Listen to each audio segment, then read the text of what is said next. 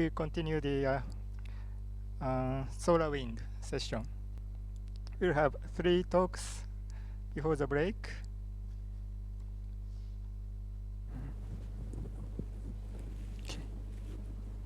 In the 30 minutes invited talk, and the other 2 are contribute talk of 15 minutes.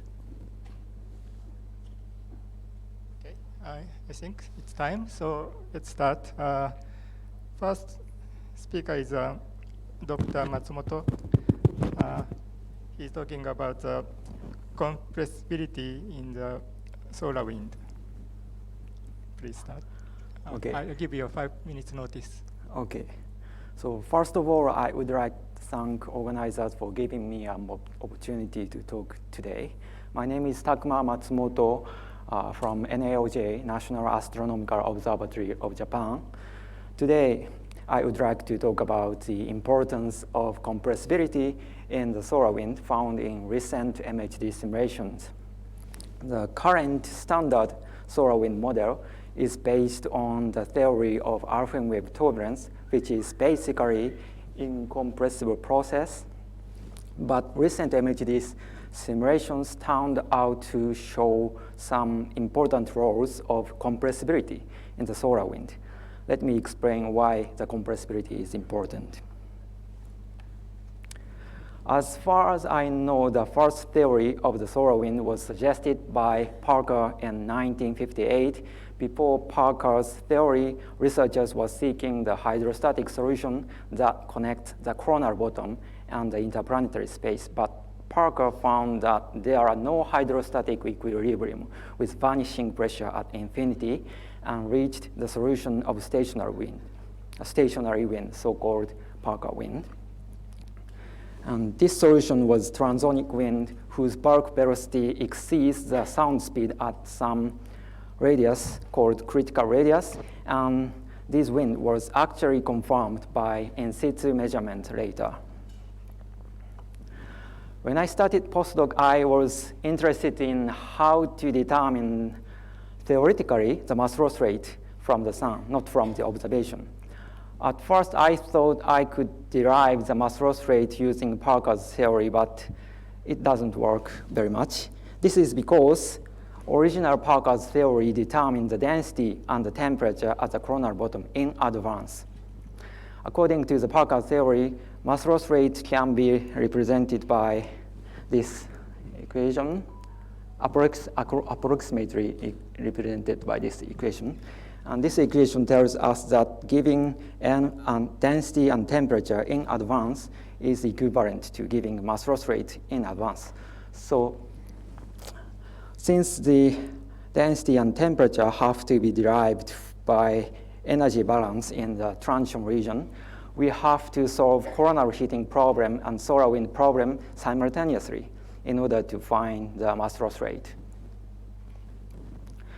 Mass loss is, of course, very important for the other stellar objects as well, because the mass loss from the cool stars, like Sun, impacts on stellar evolution itself, surrounding planetary systems, evolution of gas and dust in galaxies, and also atmospheric erosion of inner planets like early Mars.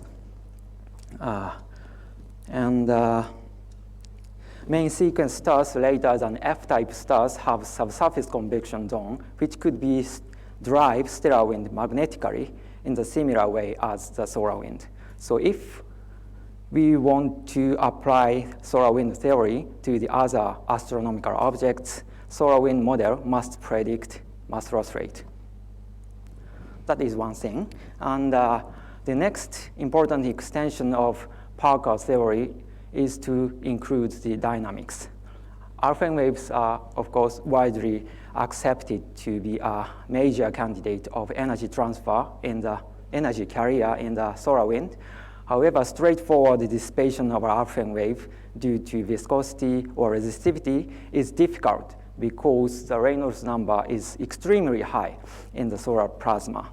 Instead, alpha waves are considered to be dissipated dynamically. Many theories like direct steepening into shock, parametric decay, and nonlinear mode conversion, alpha wave turbulence, phase mixing, or something have been suggested, but we don't know which is the dominant dissipation mechanisms yet.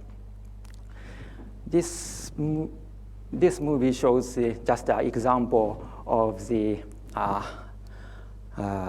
direct steepening of alpha waves, and initially sinusoidal alpha waves are steep into shock due to the nonlinear effects, and make a smaller scale to dissipate their energy to the ambient plasma. This is just an example. And in the previous slides, I emphasized on the two things, mass loss rate and the dynamical behavior of alpha waves in the solar wind. There are many solar wind models that incorporate with either mass loss or alpha wave dynamics. For example, Hammer, Hollweg, and Kramer have been developed stationary wind model that incorporate with mass loss rate, stationary one. And on the other hand, Van Bruggen, Verdini, Schoda are focusing on the dynamical behavior of alpha wave turbulence.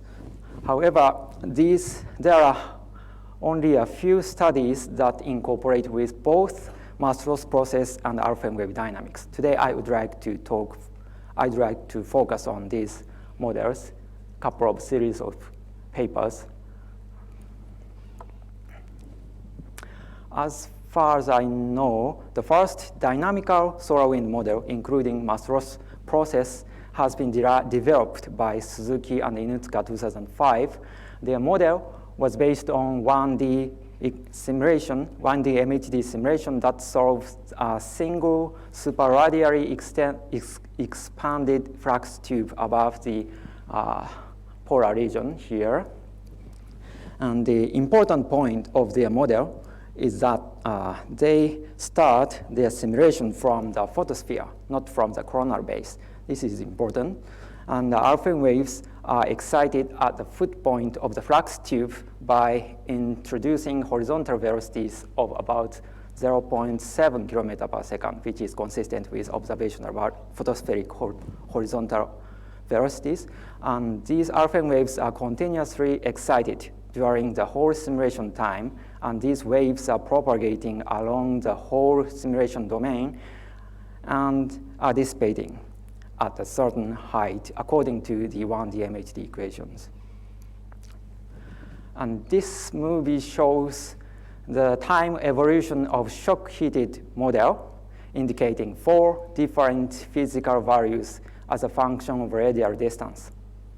They started their simulation from nearly hydrostatic equilibrium with 10,000 Kelvin, which is very cool compared to the coronal value. Please look at the bottom left panel, yellow plot first. It shows the amplitude of alpha waves, and you can see the waves are actually propagating along the whole numerical domain.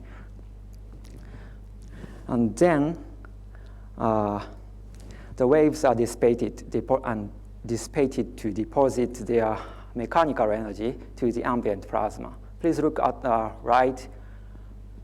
top right panel here. Next, it shows the temperature evolution, and we can see the 1 million Kelvin corona is reproduced as time goes on. This is a 1 million Kelvin line. So you can see the high temperature corona here. And also, at the same time, you can see the radial velocity evolution in the top left panel by blue colors.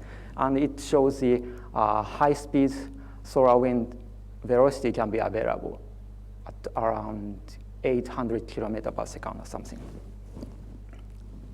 So this model, shock heating model, can reproduce the high-speed solar wind and the high-temperature corona at the same time. And resultant mass loss rate is consistent with observed solar mass loss rate. What happens in the simulation can be summarized as follows. First, the alpha waves are linearly evolving until they reach around two solar radius, and although their nonlinearity or in other words, amplitude over local Alfvén speed is very small at the coronal bottom, the nonlinearity increases with radial distance. When they reach two solar radius, nonlinear behaviors such as direct steepening, mode conversion, or parametric decay start to make many shocks around two solar radius. And these shocks then hit the corona and drive the solar wind. The solar wind is further accelerated by nonlinear pressure of Alfvén waves to reach nearly 800 km per second above 20 solar radius. Although this shock heating model successfully reproduced the corona and solar wind simultaneously, this model has a big weak point. Let me explain the weak point briefly. The shock heating model is 1D MHD model, and the 1D model cannot represent the multidimensional effects, of course. To dissipate the energy of Alfvén waves, variation across the field line is very important. Dissipating process needs very small scale in the solar plasma, and in order to make such a smaller scale in the 1D system, we have to bend the magnetic field lines. This is how 1D model makes a smaller scale to dissipate the Alfvén waves. Due to magnetic tension force, it is difficult to bend the fluid field line, though.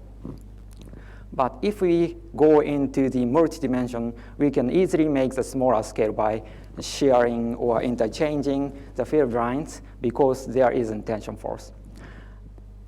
Because the shearing or interchanging is essentially incompressible process, this effect is totally different from the compressible process in 1D. So if we include multidimensional effects, shock dissipation might be represented by, replaced by incompressible heating, like phase mixing or turbulence. Take this idea into consideration. We have conducted 2D Mht simulation in 2D. 2012. This is a snapshot of our 2D simulation. In the same way as previous 1D shock heated model, we continuously input the Alfvén waves at the foot point of a single flux tube and see what happens as time goes on. Then we got a similar result of that high temperature corona and high speed wind can be reproduced as a natural consequence of Alfvén wave dissipation.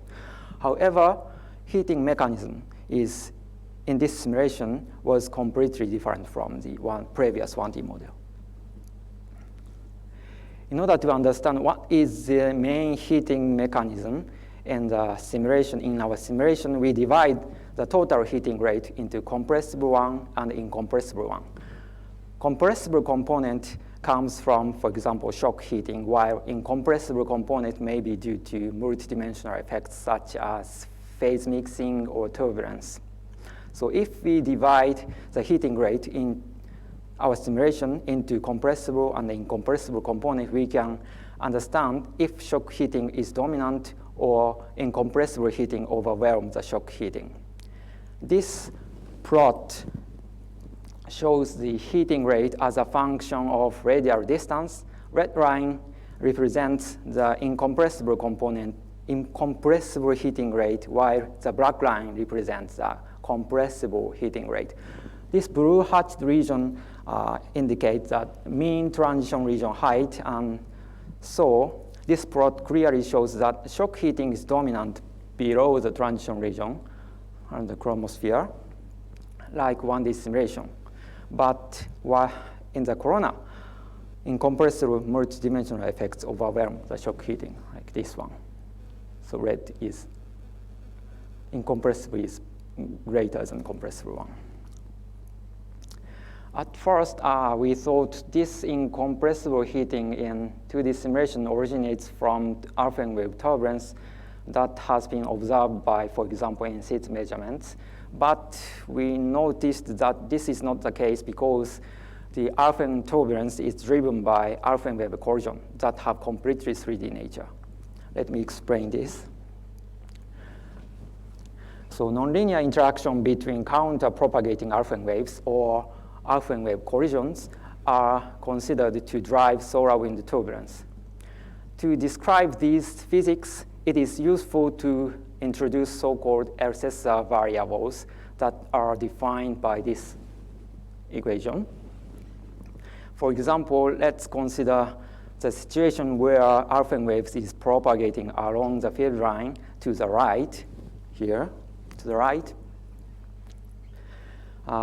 In this case, a plasma element here moves up as time goes on because it is frozen to the field line. On the other hand, fluctuated magnetic field direction is, in this case, downward. So if we add transverse velocity and fluctuated field with appropriate weight, Z plus becomes 0, while Z minus becomes finite. So we can consider Z minus as an amplitude of right-going alpha wave. So if we express nonlinear terms with LSSR variables, we will find this formulation here: Z minus plus dot Z minus plus dot nabla Z plus minus. At first glance, we can understand that we need both Z plus and Z minus components to have non-zero nonlinear terms. There is one more important property in the nonlinear terms. The simplest situation of alpha wave collision is collision between two linearly polarized plane alpha waves, like these figures. In this case, the nonlinear terms are proportional to k pop minus times k pop plus here. So there is no nonlinear interaction between counter-propagating alpha waves whose perpendicular wave number is parallel to each other. This indicates that the alpha wave collisions are 3D process in nature because we need 3 independent wave number, k parallel, k pop minus, k pop plus. Therefore, results from the previous 2D simulation may completely change when we go into the 3D simulation. As far as I know, the best 3D Mht simulation so far of solar wind have been conducted by Shoda et al. 2019. These images represent density, fluctuation, temperature, radial velocity, and the amplitude of outward and inward propagating alpha waves here. Although their model does not include the photosphere, they have clearly pointed out the important role of compressibility in the incompressible solar wind turbulence. Shoda et al. 2019 suggests that the heating in their simulation comes from incompressible turbulence. If you focus on the snapshot of forward and backward propagating alpha wave amplitude shown here, again, you can see the very fine structure in the simulation domain, like this one. And also, if you take a close look at the snapshot again, you may find that the backward propagating alpha waves have much finer structure than forward propagating alpha waves, for example, here. This feature is predicted from invariant Mht turbulence theory, where forward propagating alpha waves have much stronger than the backward propagating alpha waves. So their simulation reveals that incompressible heating is dominant in the solar wind, although they have conducted fully incompressible Mht simulation. Does this mean the compressibility has no important role in the solar wind? Their answer is no. Let me explain their suggestion next. So turbulent heating rate can be roughly estimated by the nonlinear cascading rate shown here. And it is composed of Z plus square times Z minus divided by perpendicular spatial scale. So in the case of invariant turbulence, where Z plus is much larger than Z minus, the turbulent heating rate is basically proportional to Z minus, or amplitude of reflected Alphen wave if the total Poynting flux is unchanged. In other words, the reflection of Alphen waves control the turbulent heating rate. The reflection rate of Alphen waves can be estimated from the characteristic scale of Alphen speed distribution like this equation. In the standard theory of solar wind turbulence, Alphen waves are assumed to be reflected due to the global change in the Alphen speed. However, standard turbulence theory often neglect the reflection due to the local change in Alphen speed. Recent interplanetary scintillation, for example, suggests that there is a significant density fluctuation of about 10% even at the 10 solar radius, and this density fluctuation may result in the local change in Alphen speed and increase the reflection rate significantly. Another candidate process to make reflection wave can be parametric decay of Alphen waves. Parametric decay is an instability of circularly polarized Alphen waves where forward propagating Alphen waves decay into backward propagating Alphen waves plus compressible waves. So this is a totally compressible process. And this movie shows the example of parametric decay of Alphen waves. Initially, we just input the Alphen wave propagating to the right, indicated by red lines. When the time goes on, the backward propagating Alphen waves are generated automatically by instability with density fluctuations through this parametric decay. So detailed analysis in 3D MHD solar wind situation shows that this parametric decay actually occurs in the simulation.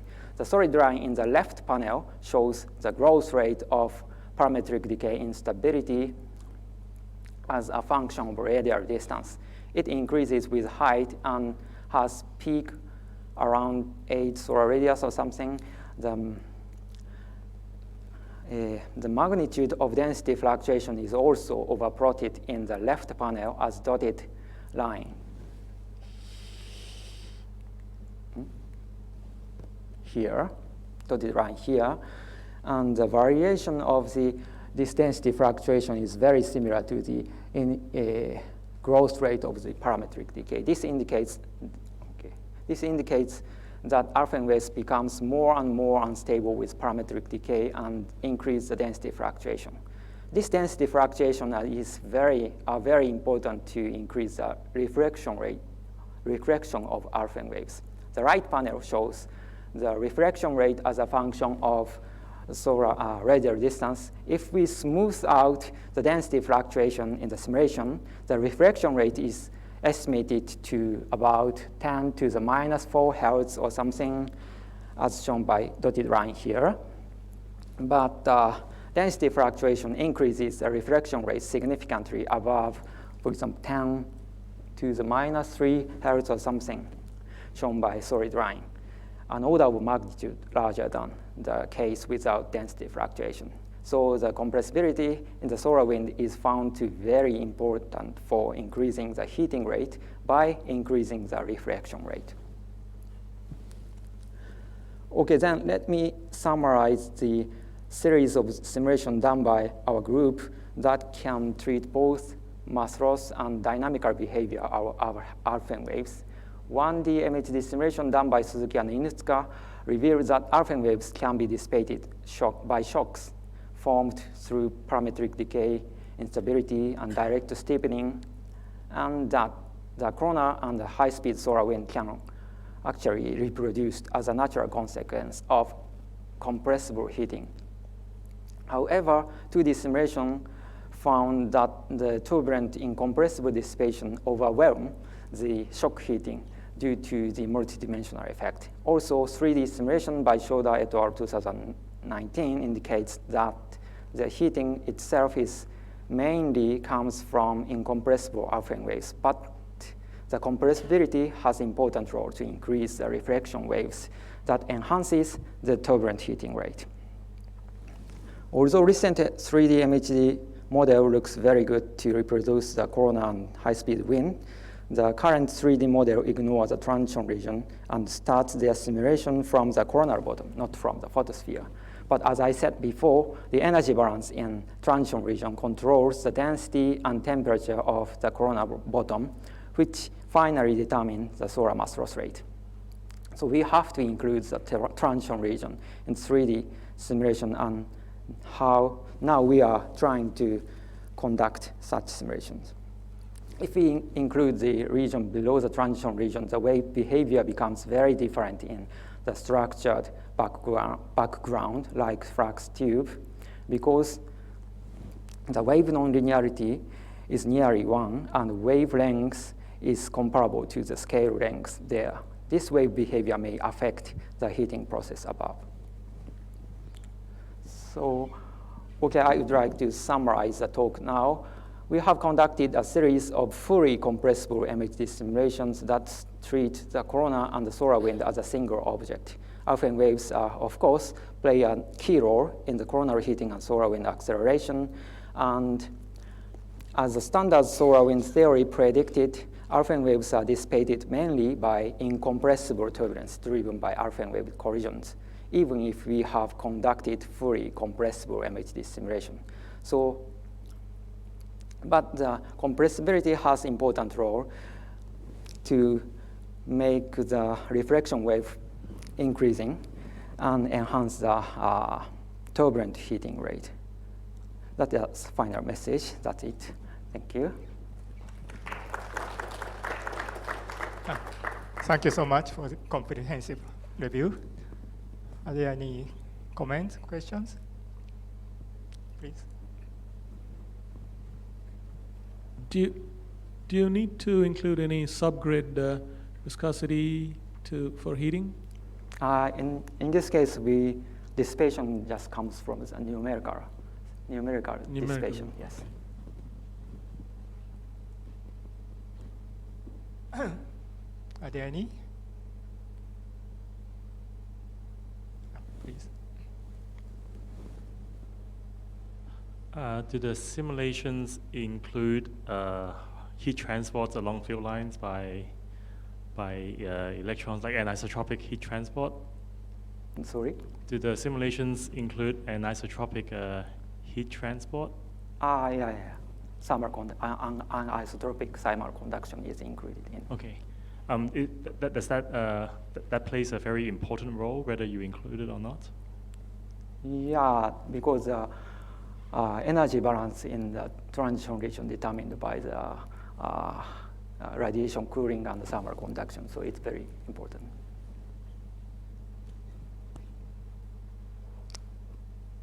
Are there any comment, questions? I have one. What is the input energy from the bottom? Is that realistic? Yeah, that depends on the simulation, but basically it assumes some 1 kilometer per second velocity at the photosphere or something. So it's, I think, consistent with observation. Observation. And it seems to me initial condition of the atmosphere is not hydrostatic. Yeah. So it's the atmosphere has a potential energy, and when you start the simulation, corona start to fall down. Drop down. Yeah. Does that affect the result? Or? I think that's not so affect the result. I change the initial condition sometimes, but the final quasi-static solution is also. Okay. Thank you for the nice review. But I want to ask about is this the single fluid Mht solutions? So yes. I think after some distance, it will be decoupled. So what happens when you think about the double fluid or So I have not been yet to the for example, two fluid model, but we have to explain, for example, an isotropic temperature distribution, or for example, preferential acceleration of the heavy ions or something, and if we include the two fluid model, but this MHD model does not explain such models, such observations. All right. Are there any? Oh, hello. So, what is the dissipation mechanism in your simulation? So, yes, in the small scale. So you mean 3D simulation, 2D simulation, 1D simulation? 3D simulation. 3D simulation. Okay, in 3D simulation, that is, as I said before, it's a turbulent heating driven by the alpha wave collision. But as he asked, final dissipation in this simulation is done by a numerical dissipation. So. Okay, thank you. Okay, I think it's time, so let's speak again. Okay, let's move on. Next speaker is Dr. Jin Jun Woo. He's talking about the empirical formula for the solar wind speed.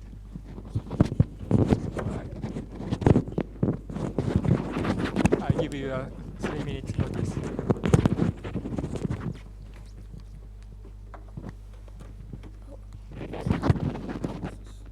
It's up there.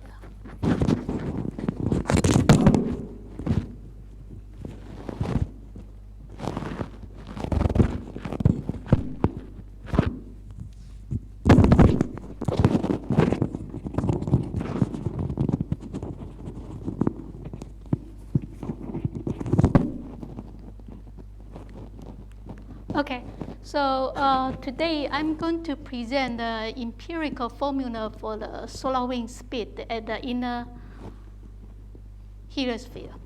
The inner heliosphere, our simulation started at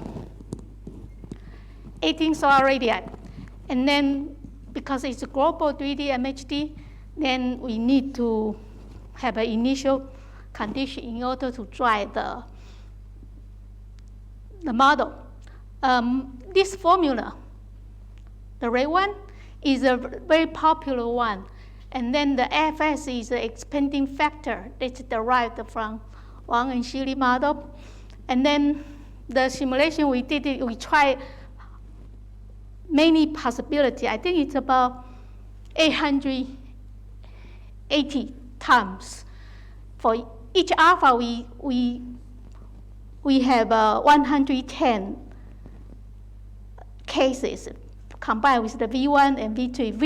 V1, we do it from 250 to 100 to 350. And then V2, sorry.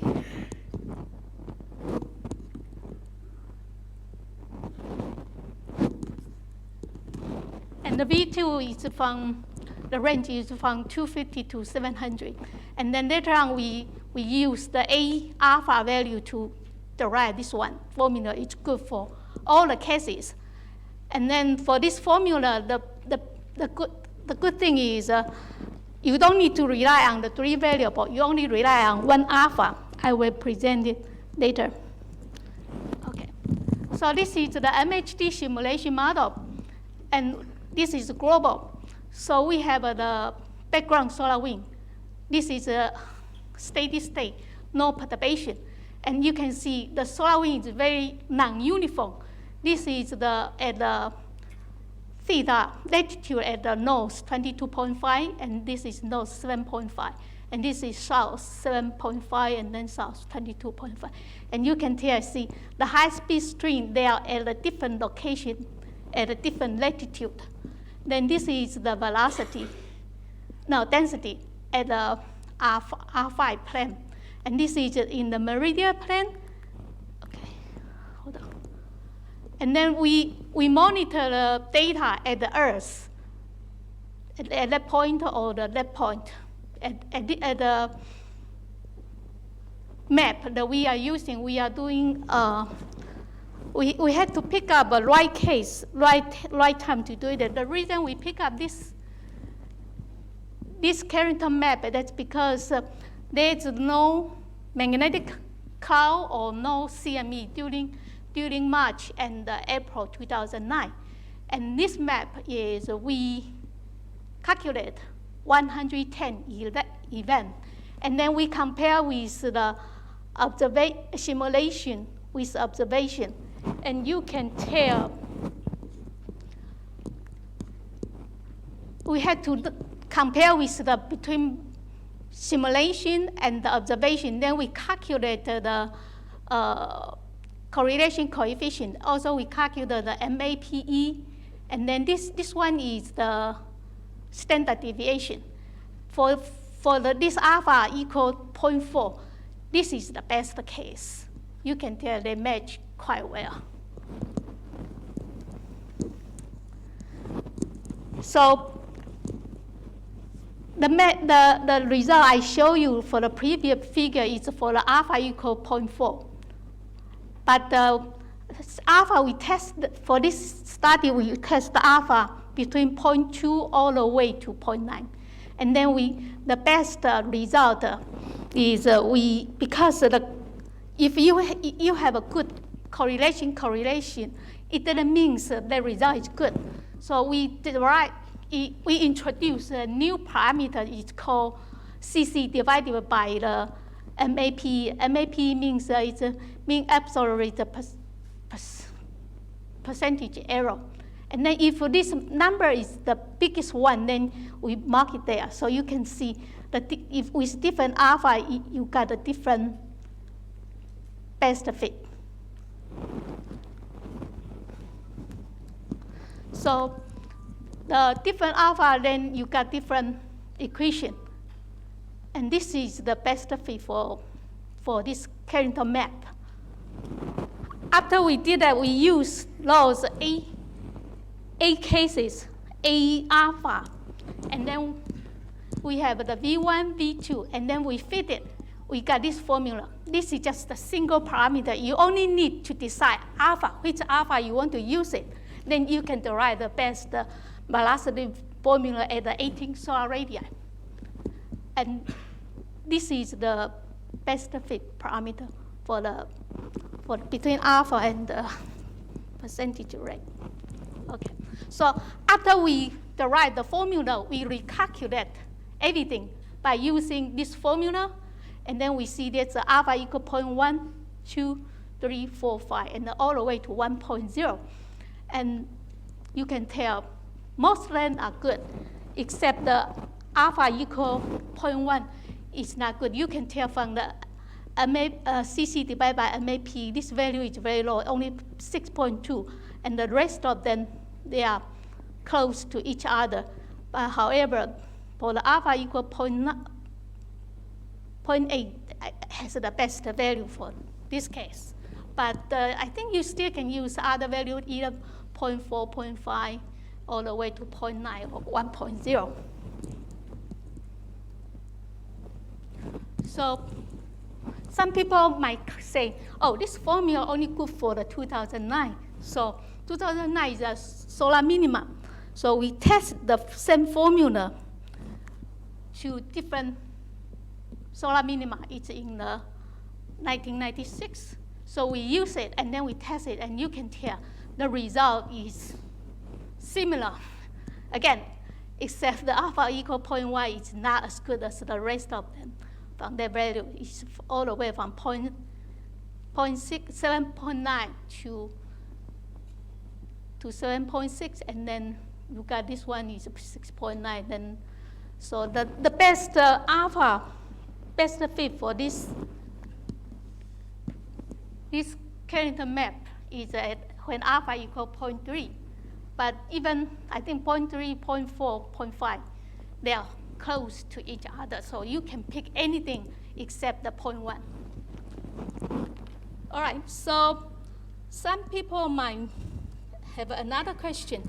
The case we do I show just for the minima, and then there is no CME. Therefore, we test the case in the descending phase in September 2017. And then in the right panel, we don't put any CME. So the result is not good. See, the correlation only about 0.48 all the way to 0.34. This is not good. But because during the early September 2017, we know there's about, I think, 12 CME has been observed from the early September all the way to, I think, September 12th. So, but in this case, we know there's a 2 CME in early September. It's some Earthline event. And one is on September 4th. And this CME is September 6th. But when we put the CME into the simulation, you can tell the result. You can compare this panel to that panel side by side, and then the result was improved a lot. The shaded area for this dark yellow is we put the CME into it, it get an improvement. But in the light yellow, this area, I think there's about 6 CME. We did not put it because we don't have enough information. Therefore, if we put all the CME in this region, I think the result will improve a lot. But however, when we do the paper, we don't have time to do this. But see, you can tell the result increased from 0.48 all the way to 0.73. Okay. So the best case for this period is when alpha equal 0.2. So if you pick up a case, okay, then you can pick any alpha you want. You don't need to worry about the V1 or V2, just alpha for construct the input at the 18 solar radii. That's it. So we have time to question. Time. Thank you. Time for question, comment.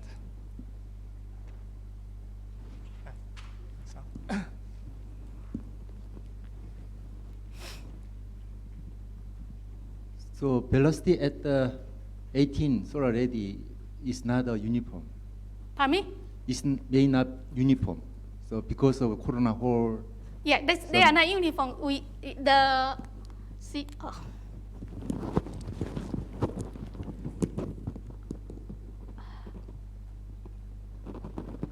You can hear the one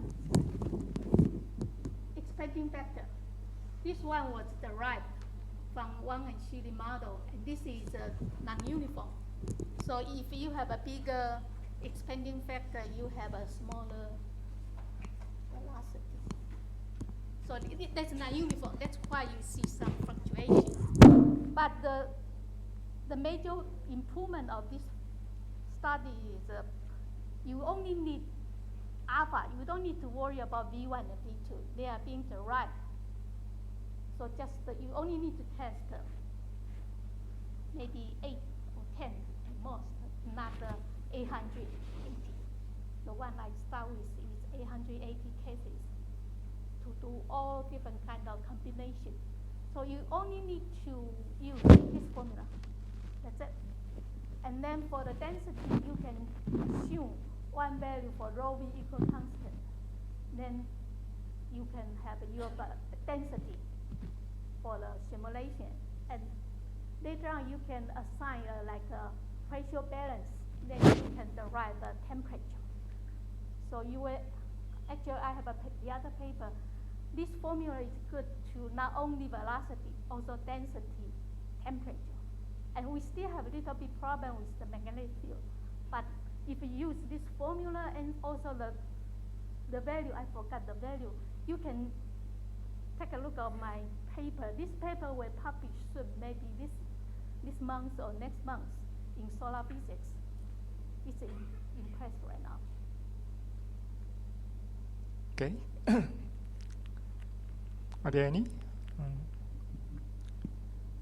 So the alpha is not unique, but not so sensitive. So Yes and no. so I'm wondering how useful this Yeah, don't formula. use 0.1. 0.1 is not good. But the rest of them, they are similar. They are not so sensitive. That's because we did many tests. And then all the formula is here already. But don't use 0 or 0.1. Then the rest of them you can use it. Okay. If nothing, let's thank speaker again.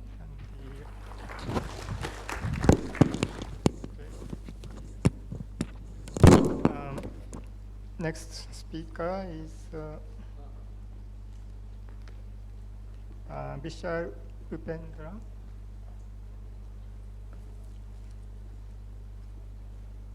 Who is talking about the solar wind prediction by machine learning.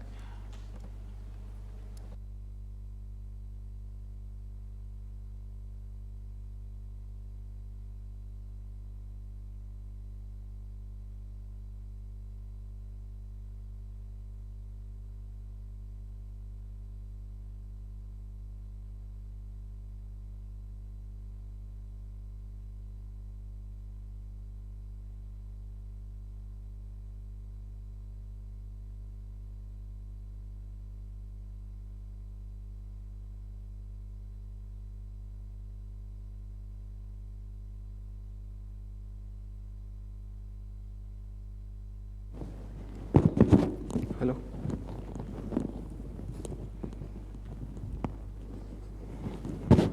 Hello. I just hope everybody is awake. We had a good lunch. So, okay, things work. I thank the chair for inviting me here, and I also thank the SOC for giving me this opportunity. Oh, thank you. So I'm Vishal Upendran. Huh? But you can see the slides, that's enough. You don't need to see me. So I'm Vishal Upendran. I am a graduate student here at IUCA, working with Professor Durgesh Tripathi. And today I'm going to take you through predicting the solar wind using deep learning.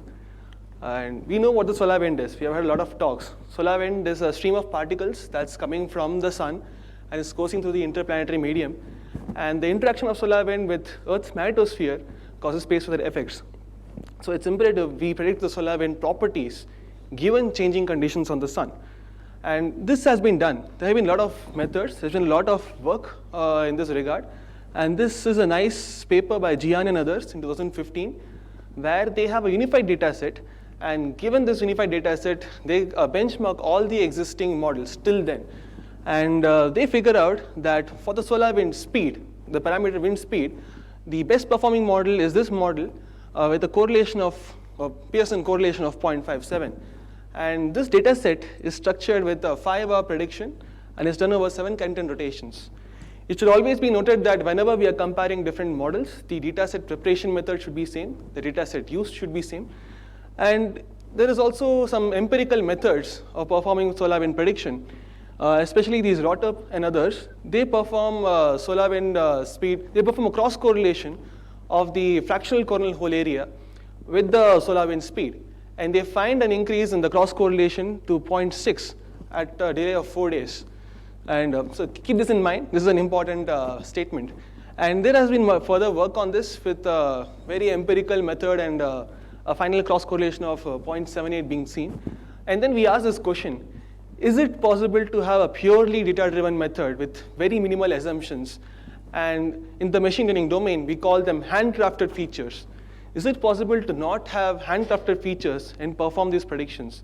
And if so, can we also infer any physics out? Is it possible? Enter deep learning. So this image actually summarizes a lot of this work. This image is an attempt by a machine to stay on road. So this is a prototype of a self-driving car. The way this works is you have frames at every time step, and it is being fed to something called a neural network. And the neural network predicts the steering angle, the acceleration, the throttle, etc. And as it trains, it learns to stay on road and not fall off. And this is something similar to what we will be doing. We'll be trying to predict the solar wind speed. So what are these neurons, or what is this neural network? These are data-driven nonlinear function approximators. There is a theorem in machine learning which says that you can approximate any function, or neural networks are universal function approximators. And the way you do machine learning can be taken, or the way you do deep learning can be taken into two primary ways, which is called supervised or unsupervised learning. If you're mapping from space A to space B, it's called supervised learning. If you're just trying to find out some correlation, some structure within a single space, it's called unsupervised learning. And since we'll be going from the sun to L1, this is a supervised problem. And even in supervised problem, you could have classification or regression problems. A classification essentially is you're assigning things to discrete classes, animals, birds, cars, food. And regression is you're trying to produce a continuous valued variable. Yes. So the first step to any machine learning project is to define the problem statement, because it doesn't matter what architecture you use, the problem statement should be well defined. And in this case, we define the problem to be solar wind speed prediction given coronal image data. So we reduce the problem to just predicting the solar wind speed rather than predicting different parameters in the solar wind. And how do we do it? We take in AIA images. Specifically, we take in 193 and 211 angstrom data. So we have two classes of models. One class of models works using 193 data. One class of models works using 211 data. And these images are 512 cross 512 full disk images. And they are fed to something called a feature extractor. In this case, it's a pre-trained Google net, wherein we use something called transfer learning to extract features out. And so we don't explicitly tell the neural network, oh, take out these features. It just reduces the data from 512 cross 512 pixels to a vector of 832 features. So on performing this first step, we obtain a feature train, so to speak, a time series of features, the feature vector being 832, being of length 832. Then this feature train is fed to something called a long short-term memory cell, or an LSTM, which has 400 hidden units. And then we regress it against the solar wind speed. The wind speed is taken from the NASA Omni dataset. So we have one image per day of the AI data, and we use the average solar wind speed daily average solar wind speed from NASA Omni dataset. Also, I'd like to bring to your notice that this AI dataset is from Galvez et al., which is a machine learning dataset specifically curated for this kind of work. And can you start training now and jump to the results? Not really. We must define certain pre-processing steps before we train our networks. So the first step is we have 8 years of data, and this 8 years of data is taken and split up into 20-day batches. And then these 20-day batches are thrown into 5 different folds, which is called 5-fold cross-validation. And then the AI data are log scale, because on a given day, the AI pixel intensities go from around 10 to 60,000. And the neural network really can't train on such large dynamic range. So we reduce the dynamic range and also threshold to exclude certain off-limb regions. And this is shown to improve the network performance. And then we would like to see how well or how significant our network performance is. So we define some benchmark models which are autoregressive. That is, they just take in the solar wind speed and predict the solar wind speed itself. So this graphic here shows what this 20-day batch generation and 5-fold cross-validation is. So you have 20-day batches. Each of it can be assigned with equal probability to each of the folds. And then during the testing and training phase, each fold will be in the testing set only once. So we have an ensemble of 5 models. And when we report any skill score, like Pearson correlation or mean square error, it is a mean and standard deviation across these 5 models. And also, there are some hyperparameters, which are essentially free parameters in this whole work. And these are called history and delay.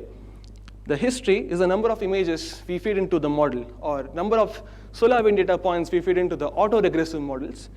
The delay is the delay between the latest data you feed in and the day of prediction. So these 2 parameters are varied, and we get an ensemble of different models. What happens when we perform this whole exercise? This is what we get. There's a lot of content here. So first off, the y-axis is the correlation, Pearson correlation. The x-axis has no meaning. I just use it for plotting different stuff. The horizontal bars here represent a 27-day persistence model. So that's a very standard benchmark model which people have been using. This is the correlation for 27-day persistence model. The color scheme, if you might recognize, is in the Ribjaw color scheme. So the violet and indigo represent WindNet, or our proposed model performance, and the remaining colors correspond to the benchmark models. For a delay of 1, that means you have the SolarWind data on the day prior to the day of prediction. The benchmark models outperform, and but as you keep increasing the delay, that is, you don't have these preceding days' information for the SolarWind, the WindNet performance stays consistent. And this shows that much further into the history, when you don't have data, the deep learning model is able to outperform the benchmark models. And this correlation here, this maximum correlation here, is around 0.55 plus or minus 0.03. Then we could have a look at one of these predictions and see how they look like. So again, this is a very dense plot. The x-axis is the time. So since we have different batches, it's all broken up. The y-axis is the wind speed in kilometers per second. The red or the orange color is the predicted wind speed. The blue color is the observed wind speed. And the vertical bars are what is called the high-speed enhancements. You can see that there are a couple of high-speed enhancements being captured by the model, but a lot of them are being missed. But essentially, that's because you can look at this particular high-speed enhancement here, wherein the increase is present, but then the actual speed values are not consistent. So that's why the HSE algorithm just misses and says, oh, look, there's no HSE in the prediction, which means that there is a variance error, but that could be attributed to the 0.55 correlation. But then the fact that there is an increase in the SolarWind speed is captured by the model. So this is a reasonable prediction in our sense, for us. And then we ask the question, is it possible to peer into the network and understand which regions in the image are important for the model? So for this, we use something called GradCam. So GradCam is also known as gradient class activation maps. It's a very qualitative way of understanding which image you are fed in. So for a given image you are fed in, which regions in the image are activating the network for a given prediction. And we can technically classify our predictions into fast wind and slow wind predictions. So this is for the fast wind prediction. And you can see that there is an increase in activation for both 193 and 211 at the coronal holes. And if you can read the dates at the back, so the delay between these 2 days is around 4 days. And say same here, this is 31 and this is 5. 4 days of delay.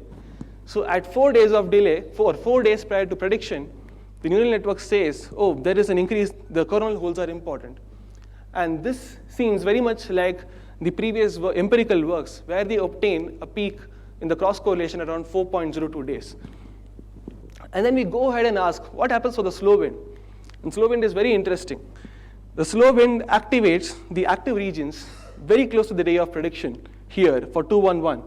But for the 193, there is also an increase in activation at the coronal hole close to day of prediction. This is 3 days prior to prediction. But we can't have a qualitative plot like this. So we go ahead and quantify it by performing segmentation. So we essentially look at the activation per coronal hole area and the activation per active region area and see how statistically significant is this over the entire data set. So cross-validation. This is the segmentation that we obtain from an automated algorithm. So this is the coronal holes segmented here. These are the active regions segmented here. The active regions are segmented using something called a Gaussian mixture model. The coronal holes are segmented using something called Otsu thresholding. So Otsu thresholding was a method developed in 1970s, and we are using it here now. It's a versatile algorithm. And then given this region, given this area, we look at what the activation value is. And this is what we get. For the 193, this is for the fast wind, and this is for the slow wind. The activation values are some non-dimensional numbers. So the relative number is what matters. You see that the coronal holes activation increases significantly 4 days prior to prediction, and then goes down. What is really interesting is to see that the active region activations also increase, and they don't go down as much. But this trend is not really captured by the 211 data. I mean, you see that there is an increase in activation, but it's really small, and these two are extremely significant. These are 3 sigma error bars, so there's very much significant within the error bars. For the slow wind, the active region activations stay much larger than the coronal hole activations, but one would expect generally the slow wind activations to be further away from the day of prediction than closer to the day of prediction. We could probably attribute this to a bias generally which exists in the LSTM, where if your SNR is not really large, it will be biased to the latest input it gets. But still, this is something which has been puzzling us. But this entire exercise shows that you could, in principle, perform prediction using deep learning, and you could also extract some physics out using deep learning. And that's what I want you to take away with this work. We can do, I mean, it is theoretically it is possible to perform solar wind speed prediction. We obtain a correlation of 0.55, and we also look at the activations for fast wind and slow wind at the coronal holes and active regions. And we seem to capture some of the physics present in this entire process. This work is under review in Space Weather. Hopefully it comes out fast, and you'll have a chance to read it. Thank you.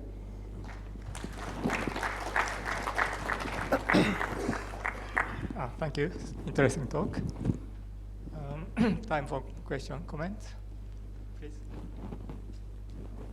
While you are training the algorithm for using the data, how did you select that 20 days patches? Is this then arbitrary or? The 20-day batch size? Yeah. So that depends on the computational, on the memory you have. You could, I mean, the holy grail is like you taking the whole data set and feed it all to the RAM directly. But it depends on how much RAM you have. The more RAM you have, the more your batch size could be, essentially. And theoretically, it should be invariant to your batch size. But 20 is a nice number, so that's one motivation for me to take 20 rather than 10 or 30 or 40.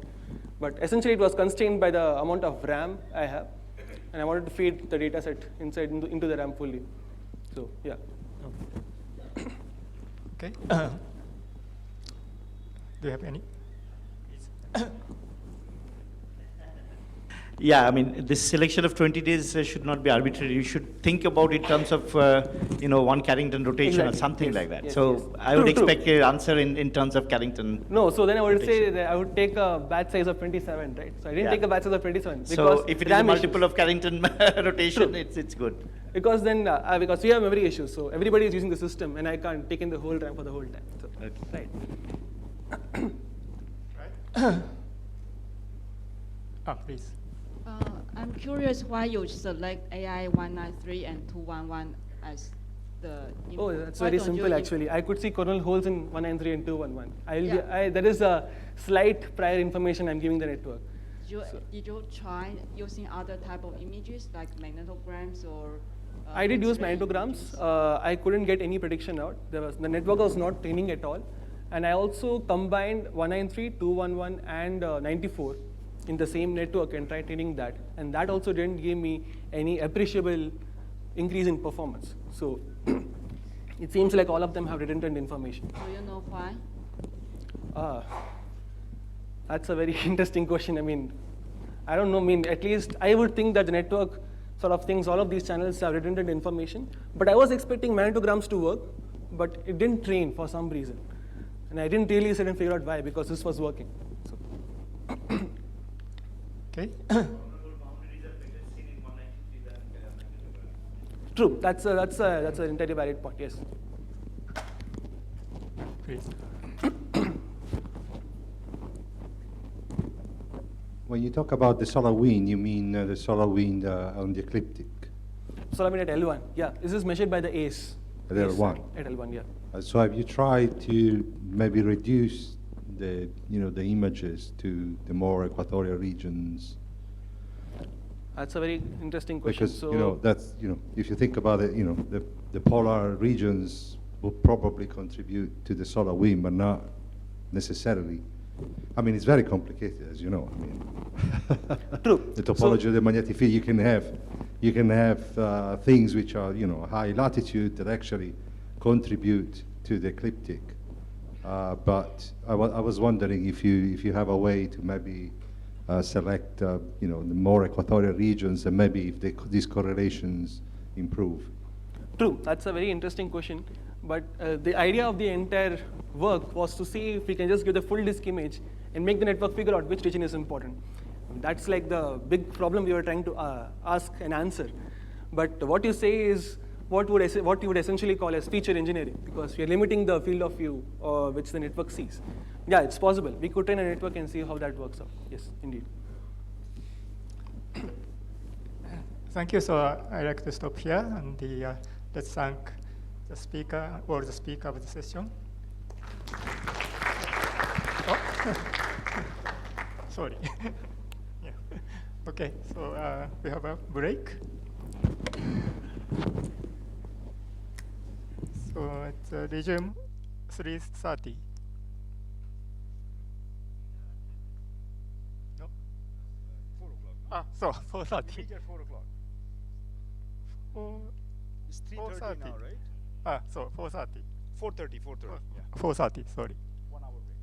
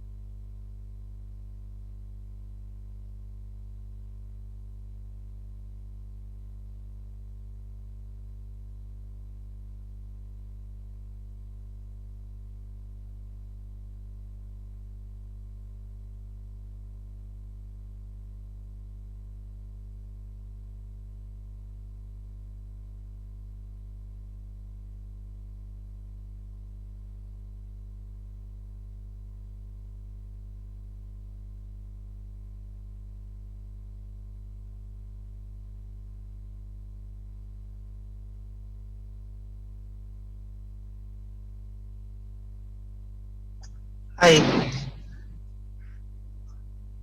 Hello. Okay. Okay. So let me connect to my presentation. Wait a moment. Wait a moment, please. Okay. Let me.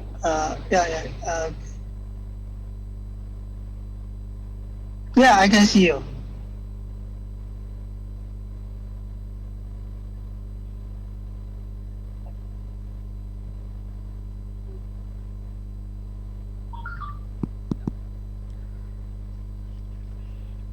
You are Jansen Ho?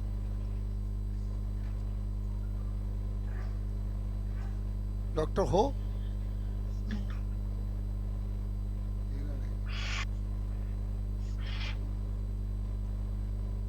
Hello, hello.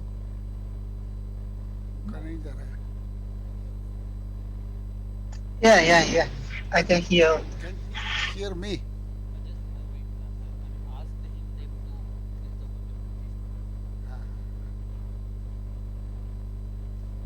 Hello.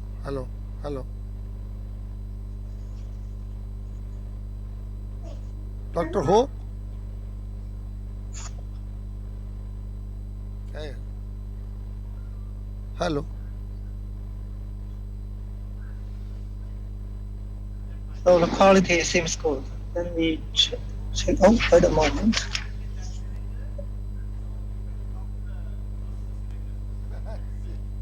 Just stand here and speak. Okay. Dr. Ho? Okay. Yeah. Are you ready? Yeah, I'm ready. Okay. Okay. Just a moment.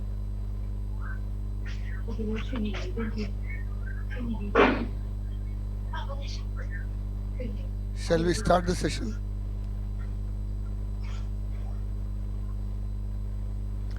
Okay. This session has two persons from remote and two persons from here, from the audience. Okay. One is Dr. Ho, Jansen Ho, and he will talk to us on an encounter of Parker solar probe with a nearby sun comet-like object, near sun comet-like object during their perihelia.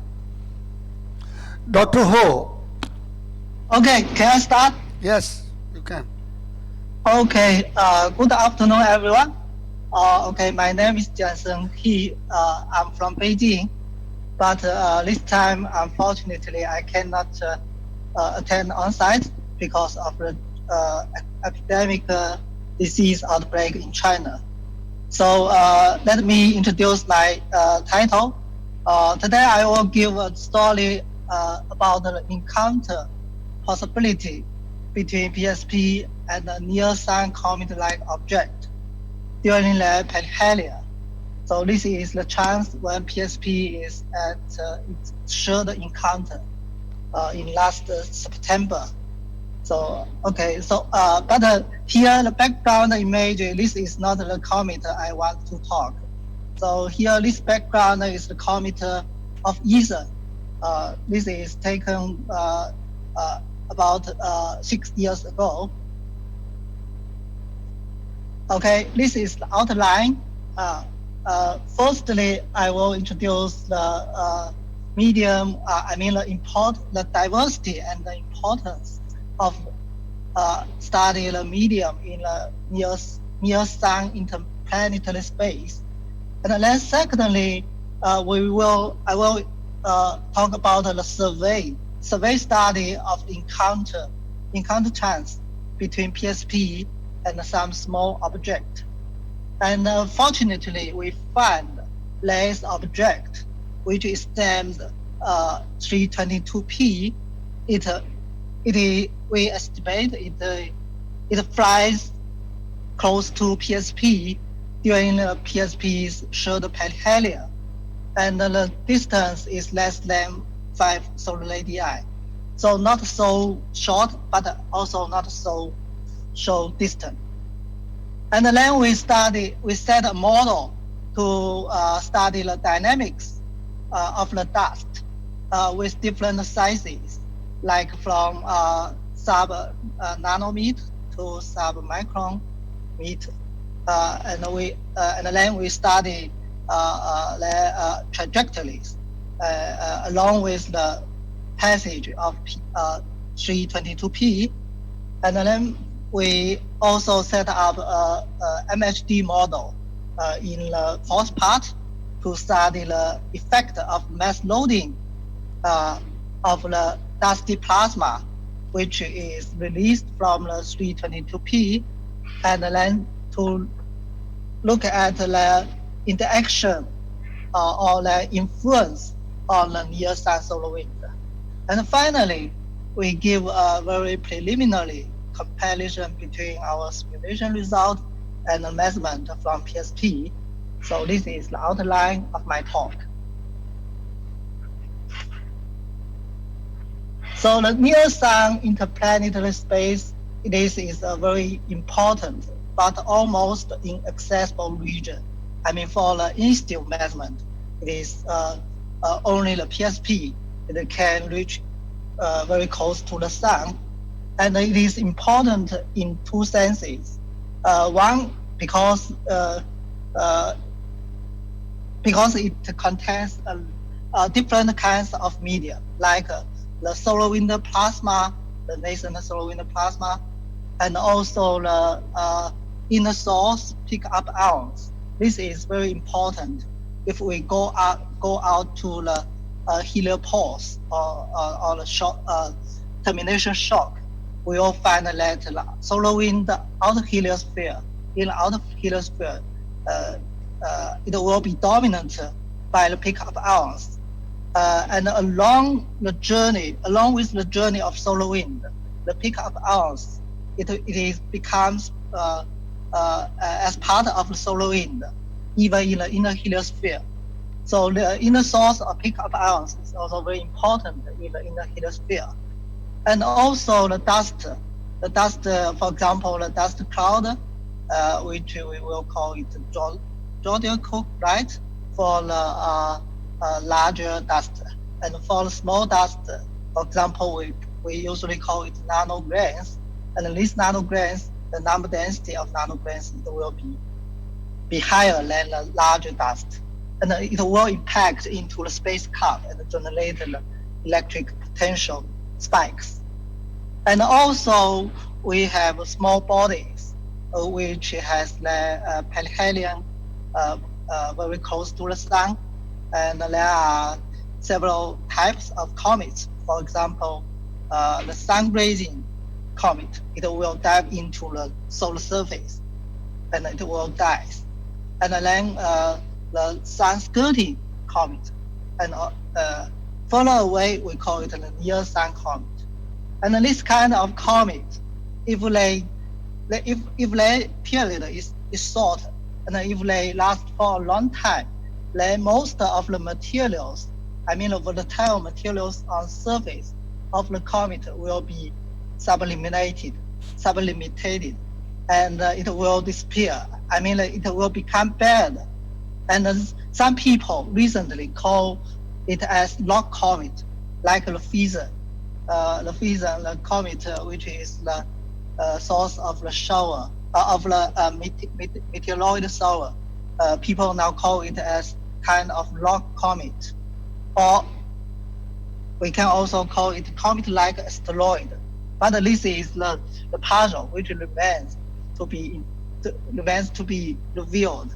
I mean, for example, if we can use the PSP to do some study of the relation or the evolution of the near-sun small ball object, it will be very helpful.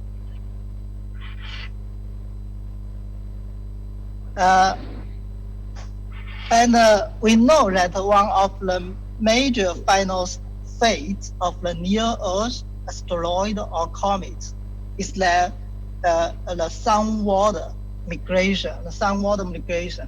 I mean, if you look at the sketch showing here, you will see the arrows. The arrow, this is toward the sun. That means the near Earth asteroid, it will finally get closer to the sun. And during it getting closer to the sun, the mass released from this small object, while they will travel outward, like, for example, the large dust, like the meteoroid or the nanograins. Both of them will travel outward. This difference is due to the difference of dominant force. For example, for the nano dust, it is mainly controlled by the electromagnetic field of the solar wind. So it will be picked up by the solar wind, and it will flow outward. And for the meteoroid, the beta meteoroid, it will besides the solar gravity, it will also sense have the solar radiation pressure. So the outward motion, it is caused by the solar radiation pressure. From here. And here the side, and this sketch shows, this is the 2D sketch. The horizontal axis, this is the size of the dust. And the y-axis, this is the distance from the sun. And you can see that from small size to large size, and they will have different production process. For example, for small dust, it will be produced by bursting, sputtering, sublimation, while for the larger size, it will be produced by collision or erosion processes. Okay, so this is the difference in production for the different sizes of dust particles. And for the evolution or for the dynamics, it is also different. As you can see here, for the small dust particles, the nanograins, it is usually controlled by the electromagnetic field force. And then the meteoroid, it is the radiation pressure. And then it is it is mainly due to, for example, the long time effect. This is the pointing lobster effect, which will cause the dust or the small object will be slowly migrate towards the sun. So here you can see that this arrow, this is the outward motion arrow, and this is the inward motion arrow. So the small object from dust to comet or asteroid, it will have totally different behaviors in dynamics. So, and here, this is the movie provided by the PSP WISP team, and this is during the second encounter of the PSP. And as you can see that the solar wind, you can see the streamer of solar wind. It is highly dynamic. It is oscillating a lot.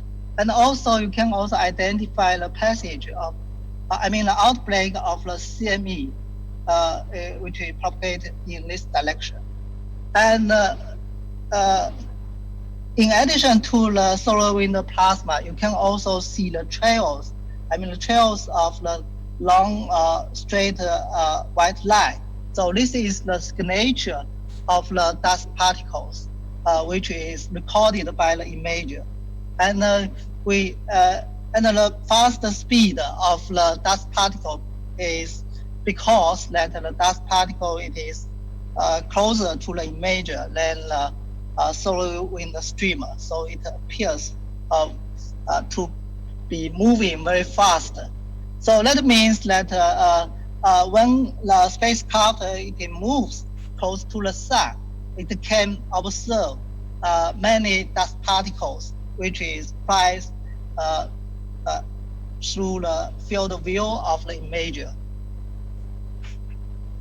So again, this is the static image. So showing that besides the streamer, through in the streamer, there is kind of dust which seems to come from the same source region.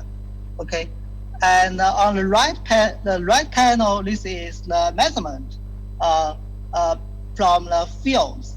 This is the instrument on board the PSP, and this is antenna, 4-end antenna V1, V2, V3, and V4, and this shows us that at a very short time interval that you can see that all of these 4 ends, they have a disturbance in the potential or the voltage.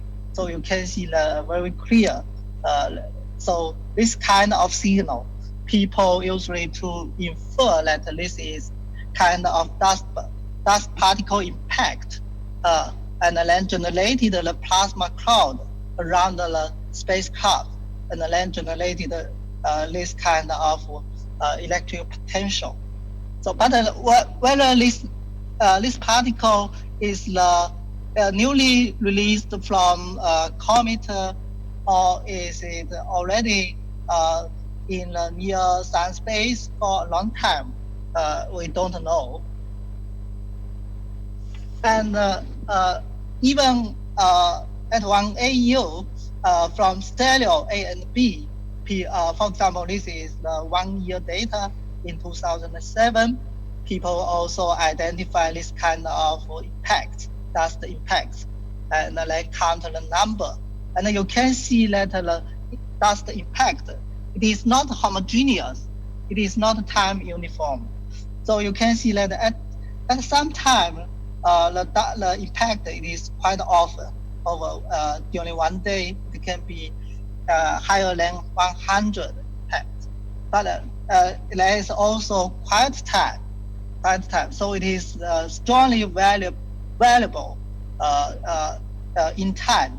And for the space, because during 2007, A and B, they are not far away from each other. But you can see that their measurement, their count number, it is very different. So that means that the dust flux, it is also special, very strong in homogeneous in space.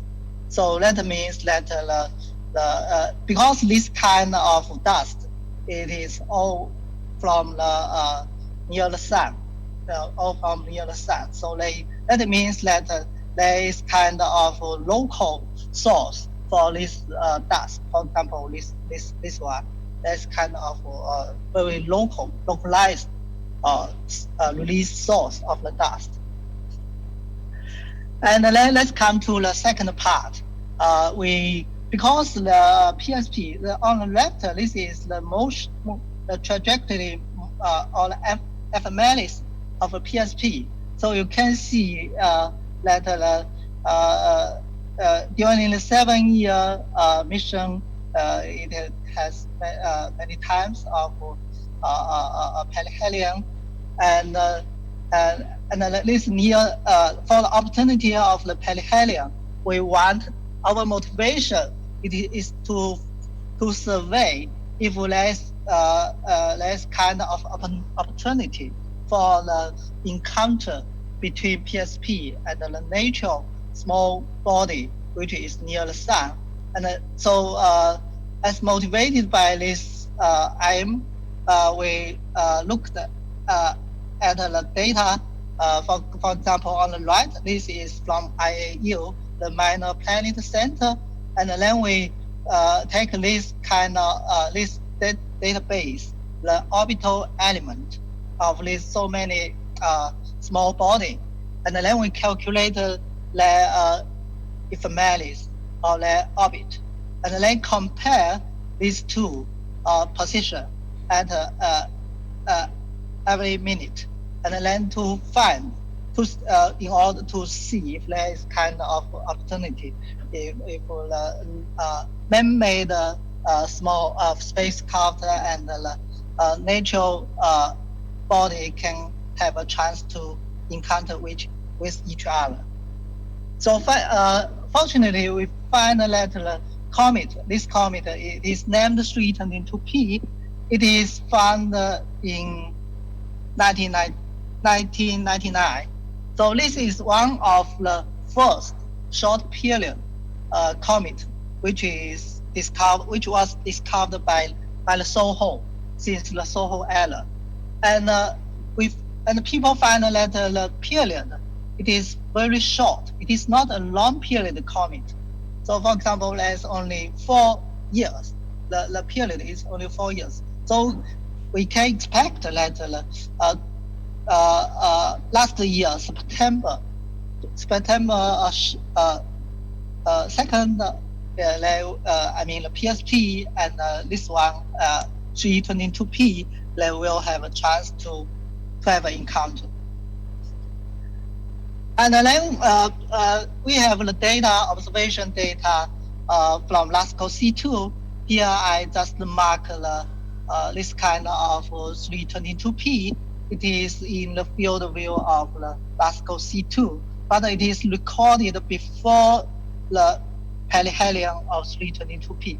I'm not sure if you can see the green circle here, and in the center of the green circle, there is kind of bright dot. So this bright dot, this is the very small object. It is the 322P, okay? And then after it moves out of the LASCO C2 field of view, it enters into the LASCO C3 field of view, showing here, and here you can see this the blue bright, very not so bright, but you can still identify the dot. There's a kind bright dot moving slowly in this direction, and then going back, and then it moves into the streamer. This streamer, the radiation, the scattering intensity of the streamer it is so strong, and so finally the 322P, the brightness, 322P finally fade away in the streamer. And in our model, we will show that it is the 322P. First, it is in the fast solar wind stream, and then it enters into the slow solar wind stream, which is the streamer. And okay, so here I just put the traces of the 322P in the LASCO C2, and also the traces of the 322P in the LASCO C3, and also this is the projected position of PSP. So you can see that in this projected plane, these two objects, it is not far away from each other. And also you can see that it is, this kind of alignment, it is maybe good to have observation. And here we plot the ephemerals of PSP and the 322P in the heliocentric ecliptic coordinate. And this is the, for example, here this is the orbit of PSP, and this is the orbit of 322P, and the color means the elapsed days starting from last August shown. And so you can see that the blue color means earlier days, and the red color or pink color means late days. And the yellow color here, showing here, that means, and you can see they are very close to each other. So this is the opportunity for the encounter. And here we sort the, we just make the time interval to be short, and then make a zoom in of this orbit. And then let's come to the third part. Here we just make a movie to show the orbit, dynamic orbit of this is the PSP, and this is the 322P. And also we put 4 sizes of dust. Let me see, okay. And then you can see that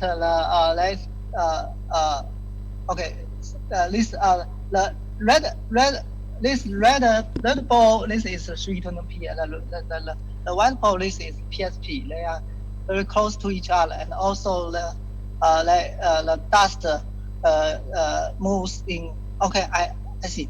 Okay. I will speed up. And this is the 4 snapshot of the dust particle trajectories before the perihelion and after the perihelion, after the cut from here. And we also estimate the distance between the PSP and the dust. According to our estimate, the distance can be smaller than 0.2 solar radii from here. And we also plotted the footprint or the projection of this dust trail in the field of view of PSP WISPR. And this is the mirrored field of view of WISPR. And this is the nucleus of the 322P. So unfortunately, you can see that the WISPR, it is pointing toward the right of the sun, but the nucleus and the major part of the trail, it is on the left. So maybe only a very distant tail can be obtained by this imager. And this is the interaction between cometary plasma and the solar wind. So we just set up a mass loading MHD model to study the interaction between cometary plasma and solar wind. And here we set 3 different levels of activities. From left to right, this is the weak activity, means release very small, not so much masses. And this is a lot of masses is released. So you can see the tiny, the cometary tail, this is very tiny. And this is the velocity. You can see the deceleration of the solar wind. And this is the number density of the released material. And we also plot the distribution of the magnetic field in the radial direction. This is BR component, and you see it is the change is very tiny. And this is the thermal pressure, and this is for the weak activity, and this is for the high activity of the 322P. At the present, we don't know the activity, the real activity of the 322P, so we have to assume. In the simulation, we also plot the trajectory of the PSP. This is the trajectory of PSP, and this is the trajectory of the 322P, and this is the time when the PSP it is located in the tail of the 322P, and then afterwards the 322P it moves away from the sun, and then finally they are getting away from each other. And also you can see that at this time the color, this means the velocity it is higher, but at the late time it is smaller. So it is moves from a relatively fast stream to slow stream. This is viewed from another angle for these 6 snapshots. And finally, we plot the time profiles. We plot the profiles of the number density, velocity, magnetic field component, thermal pressure along the trajectory of PSP in a simulation field. So you can see that there's kind of disturbance in the velocity. So here, for the high activity, the deceleration of the velocity, the solar wind speed, it will be higher. And here you can see that the reversal from the sunward to anti-sunward of magnetic field. This is the simulation result, and this gray color, this time sequence, this is the measurement. So that's kind of reversal. So this is the summary of my talk. We find there's a comet-like object named 322P. It is close to PSP, and we study the dynamics of the dust. And we find that the distant dust tail may be observed by PSP. And we set up a mass loading model to study the interaction between dusty plasma and the solar wind. And we also give a preliminary comparison between the simulation result and the measurement. Okay, thank you.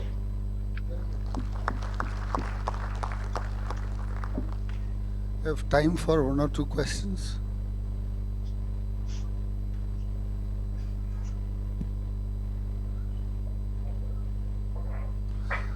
I have a question. Hmm? Do you see any ionic tails in the imager? Does Dispersion identify ionic tails? I'm sorry. You ask, do I see any what? I'm sorry. No, I am asking whether you see ionic tails, ionic plasma tails. This is not easy because for the PSP, for the short encounter, the plasma data, the plasma instrument, it is not, it didn't operate very well. So the plasma data is not available. So what we can study is just the field data. Yeah. Thanks. Okay, thank you. Thank you very much. Okay, see you.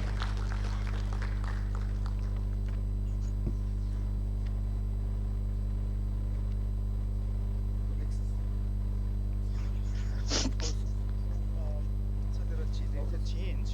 What we will do is call the other two. Yeah, we will call the other two. Okay. Yeah.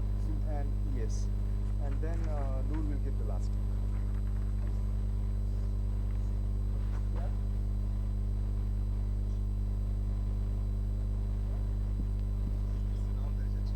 Hello, Dr. Shia? Yeah.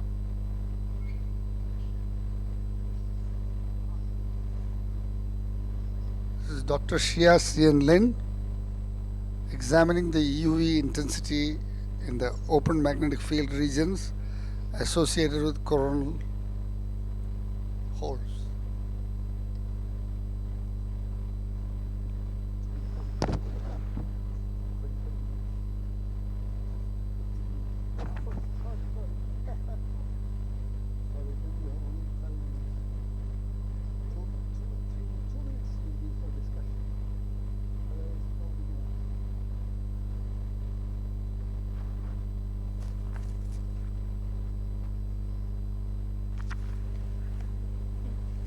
Okay.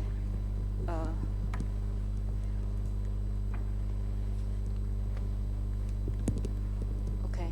So good afternoon, everybody. So my name is Jiaxian Lin from Taiwan, and the study I'm going to present today is about the coronal hole identification.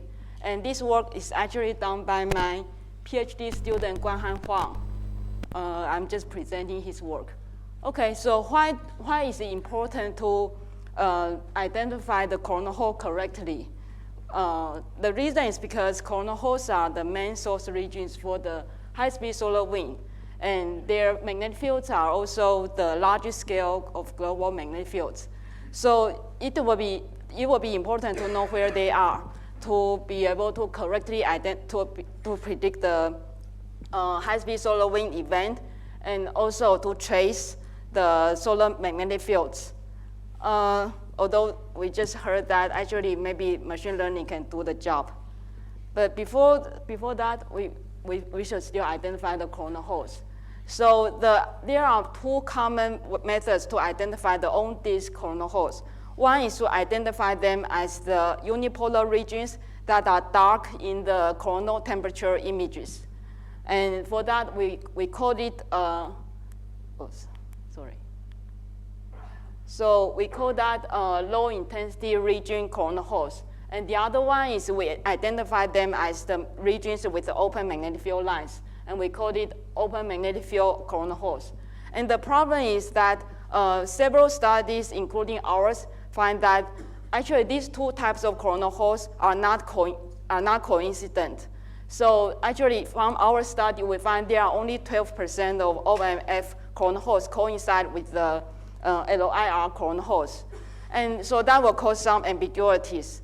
And so this inconsistency can come from either the LOIR coronal holes whose magnetic fields are actually not open, or the OMF coronal holes whose brightness, whose EUV intensity actually is higher, is very bright. So in this study, we will concentrate on the later inconsistency. We want to know why some OMF coronal holes are dark, but some are bright. So our aim is to first identify the condition, and then we want to be able to empirically derive, to find the methods to be able to predict whether an OMF region will be bright or dark. So first we need to create the LOIR coronal holes. So we use the AIA 193 images and also the HMI line of sight magnetograms. And we construct the synoptic maps. And then we apply the thresholding method based on the Krista and Gallagher's method. And so we extract the dark unipolar regions, and we call it LOIR 193 coronal holes. And for the OMF coronal holes, we use Wilcox Solar Observatory line of sight, radial field synoptic maps. And first we apply the potential field source surface model to construct the 3D coronal magnetic fields. And then we trace the field line to find the foot points of the open field lines. And then these foot points will be our OMF regions. And then we calculate the expansion factor of all these open magnetic field regions and use that to characterize the magnetic structures of all these open magnetic field regions. And we want to use this expansion factor to see if we can use that to predict the intensity. So first we look at the statistical distributions of this expansion factor and their 193 intensity. So they look like this. So the upper panels are the expansion factors of the OMF regions. And the lower panels are their 193 intensity distribution. And on the left panels, you see these red curves. These curves are the Gaussian profile. And on the right-hand side panel, these red curves are log normal profiles. So from these figures, we can see that, actually the expansion factors and their 193 intensity distribution actually are pretty similar. And they are all close to the log normal profile. So the next one is we want to see if there is some relationship between the expansion factor and the 193 intensity. So we just plot the scatter plot of log intensity versus the log expansion factor. So these black dots are the scatter plots. So they look pretty messy. So that means actually their relationship is very complicated. It's not very simple. But we still can see some sort of a positive correlation between the two. So, and the correlation coefficient is only 0.39, but it's not zero anyway. So there is some weak positive correlations. So although their relationship is very complicated, we just want to have a first order approximation. So first we apply ordinary least square feet to find this linear relationship, and the result is this red line. You can see that we expect that by eye, we think the trend is a bit steeper than this red line, so we use a different method. That is called the whitening-dewhitening method, transformation. So basically, this whitening-dewhitening transformation is to relate two Gaussian profiles. So in our case, this log expansion factor, and this is the log intensity profile. So these two are like roughly Gaussian normal distribution. And this mu f and mu I are their mean value of this Gaussian distribution. And this sigma are the standard deviation of the Gaussian distribution. However, since actually this expansion factor and the intensity are not perfectly log normal, so for this relationship, we will call this one as the proxy for the I193 intensity. And so after doing this transformation, we get this blue curve. So this blue curve kind of match our expected trend better. And so this blue curve, we get this linear relationship with the slope 0.62. And this red curve, from the ordinary least square feet, the slope is 0.24. So what we want to do is we want to use this relationship, and we want to use, so for each open magnetic field regions, we use their expansion factor to predict its 193 intensity. And so the result, this is one example for this calendar rotation. So the the yellow dots are the original LIR 193 coronal holes, and the black dots are unfiltered open magnetic field regions directly from the PFSS extrapolation and the field line tracing. And the red dots are the predict low intensity open magnetic field regions based on the ordinary least square feet.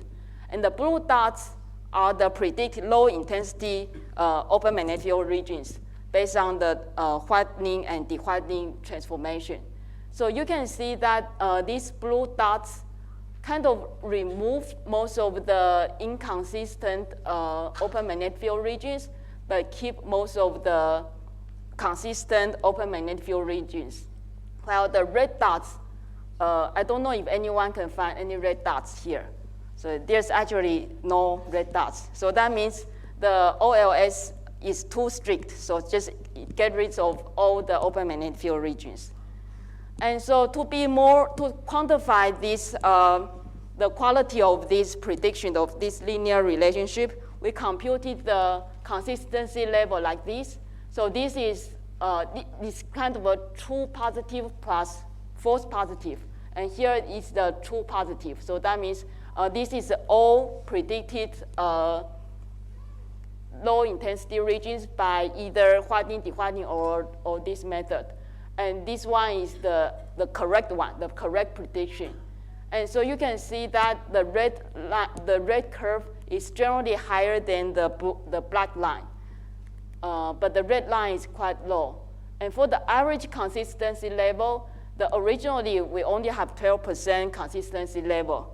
But for the whitening, dewhitening, it's like increased by like double the consistency level, but it's still very low. And this square feet is much worse than the original unfiltered thing. So we think the whitening, dewhitening prediction actually improved the consistency level. Okay, so this is the conclusion. So we think the whitening, dewhitening method actually can improve the consistency level. And the intensity of the open magnetic field regions is probably related to the expansion factor of the magnetic field lines. And actually the result is already published last year, and there are more analysis and results in the paper, so I only extract a little bit to present here. Thank you.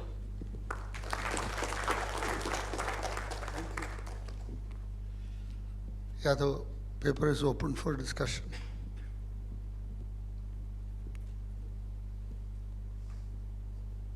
Any comments?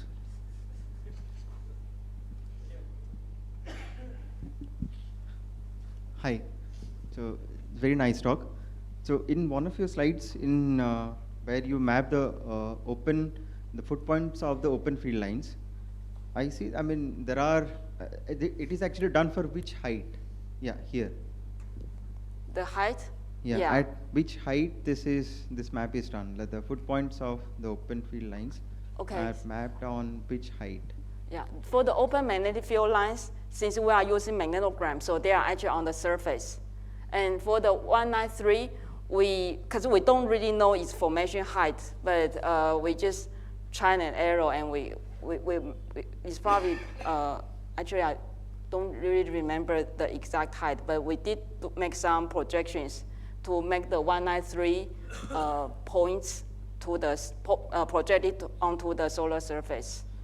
But near the poles, there are very few open lines near the poles. Which one? In the first panel.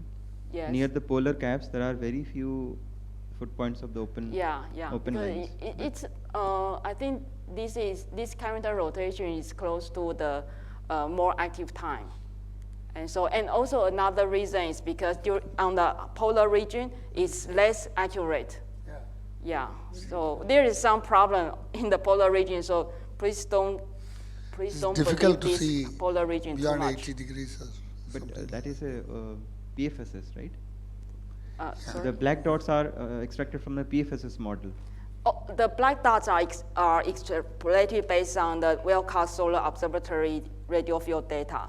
And their radio field data in the polar region has some problems. Yeah. Okay. Thanks. All right. If there are no other questions, let's thank the speaker.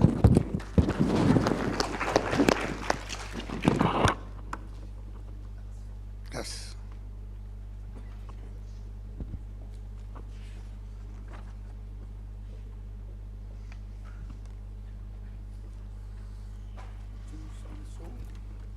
Yes, 정준.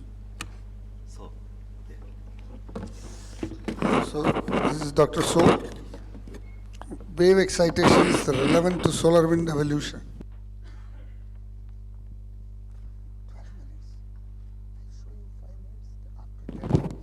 20 minutes? Okay. 2 minutes for discussion.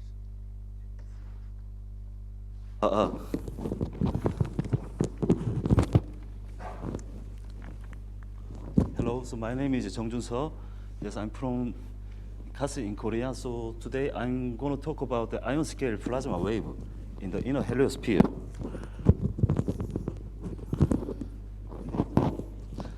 Okay, 2 months ago, the Parker solar probe has revealed some in-situ measurements of the field instruments during the pulse perihelia. So it detects the ion cyclotron wave.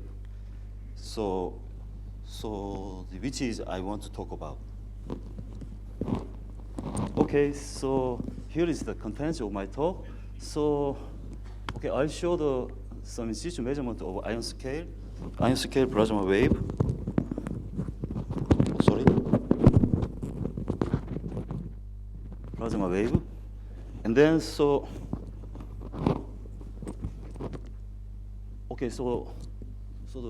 in order to explain the origin of ion scale wave, so we have developed the kinetic physics based on the solar wind model. So it has actually so many physical ingredients, such as turbulent heating due to the alpine wave turbulence, and then it also has including the kinetic instability. Actually, this kinetic instability can drive the ion cyclotron wave in the solar wind. Okay, so the first, what is the ion scale plasma wave?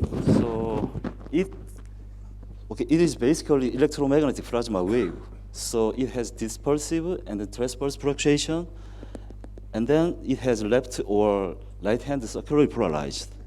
And then so ion-scale plasma wave is propagating preferentially quasi-parallel to the ambient magnetic field.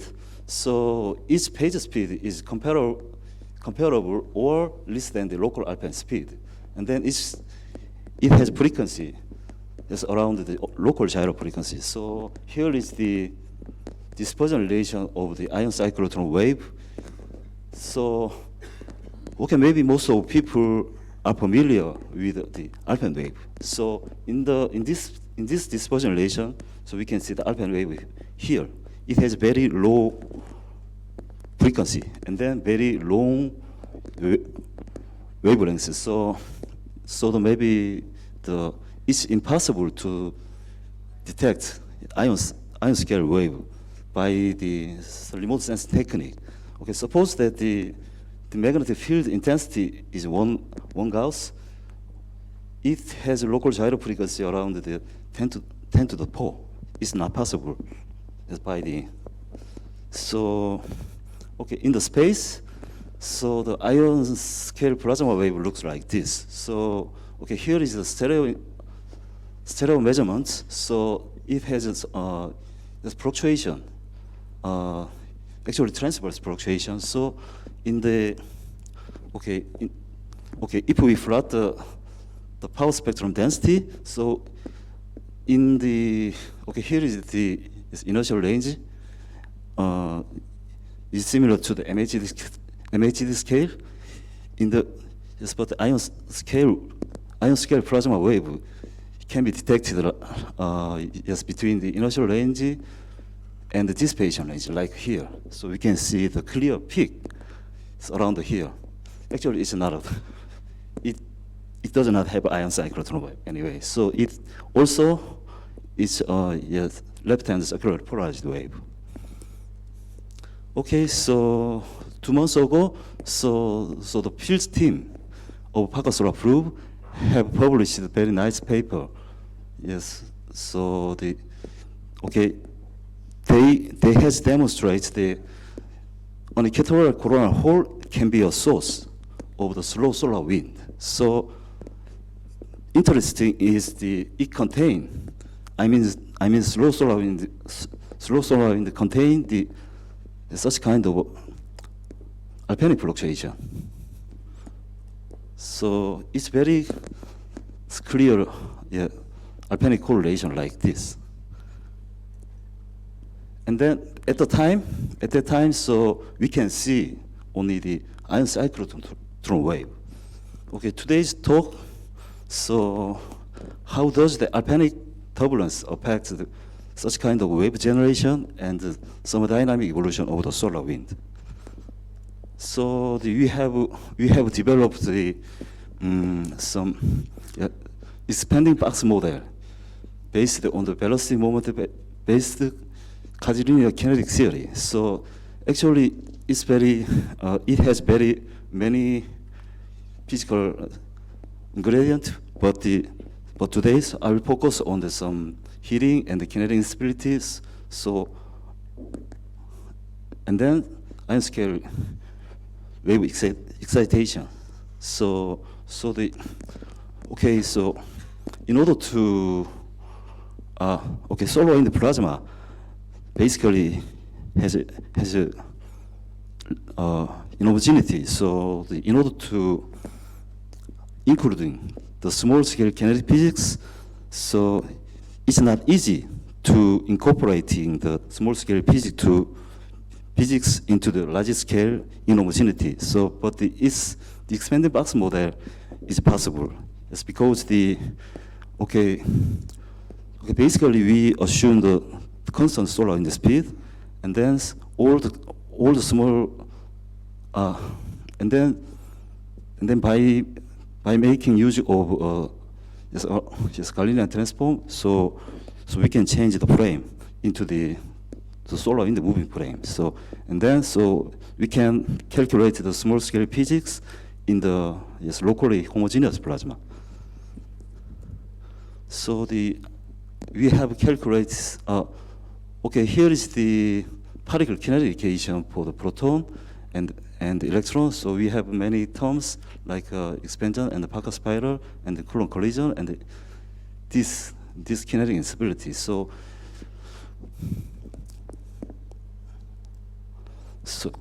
and also we have solved the wave equation and the dispersion relation for each plasma wave.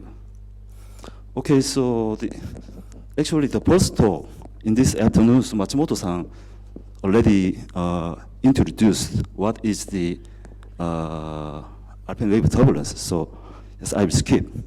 And then, so he performed the Mht simulation, yes, to explain the solar wind acceleration and the corona heating. But in my yes, numerical model, so I want to discuss of the small scale yes, wave. Also, anyway, so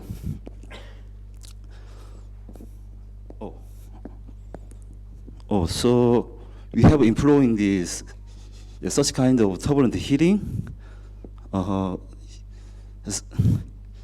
Originally come from these guys. So okay, so if we consider the turbulent heating in the small scale, I means at least it's below the proton cyclotron frequency. So okay, in my case, so the kinetic Alpine wave can interact with the proton, resulting in the such kind of stochastic heating. So the most of heating goes into the perpendicular direction. So in that case, so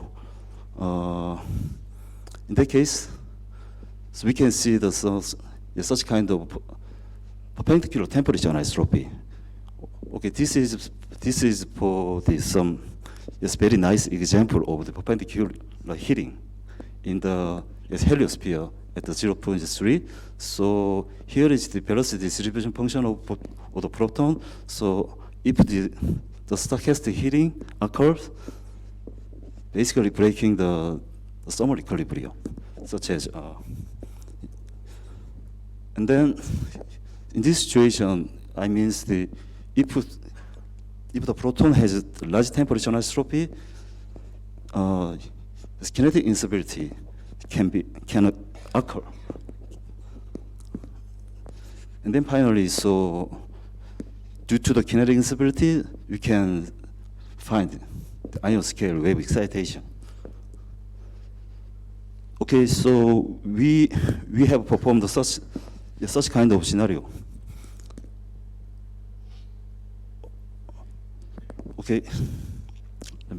Okay, so we have compared the theoretical results by the expanding box model with the Parker solar probe measurements. So we have reproduced the temperature profile, and then we can see around the 36 solar radius, we can clearly see the ion cyclotron wave. So okay, here is the temperature anisotropy versus beta relation. So actually, okay, in this case we have chosen two initial conditions. Actually, okay, if you see only this point and then turbulent heating occur, it leads to the perpendicular heating like this, and then kinetic instability can be excited, and resulting in the ion cyclotron wave, and then also temperature anisotropy can be reduced like this, and then actually they compete each other. So heating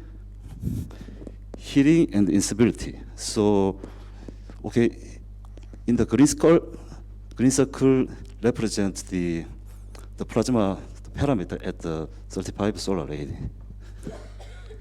So here is the Parker solar probe measurements for by using the field instruments. So this is the statistical results. So they found a number of ion cyclotron wave. If we close to the sun, so we can find yes many ion cyclotron wave. And then here we compare the wave intensity. Here is the theoretical result. It has so around the 36 solar radii, it has yes between the 0.5 and the 0.1. So it's very comparable with the data. And then also finally we have compared the plasma parameter such as perpendicular anisotropy and the beta. So we have two results, and then so here is the 35 solarity, and then here is the Parker solar probe measurement. So the result is quite comparable. So here is the summary. Okay, thank you.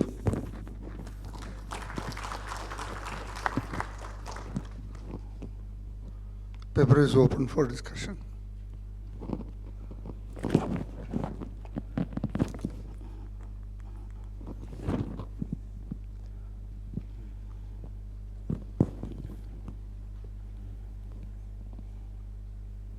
No?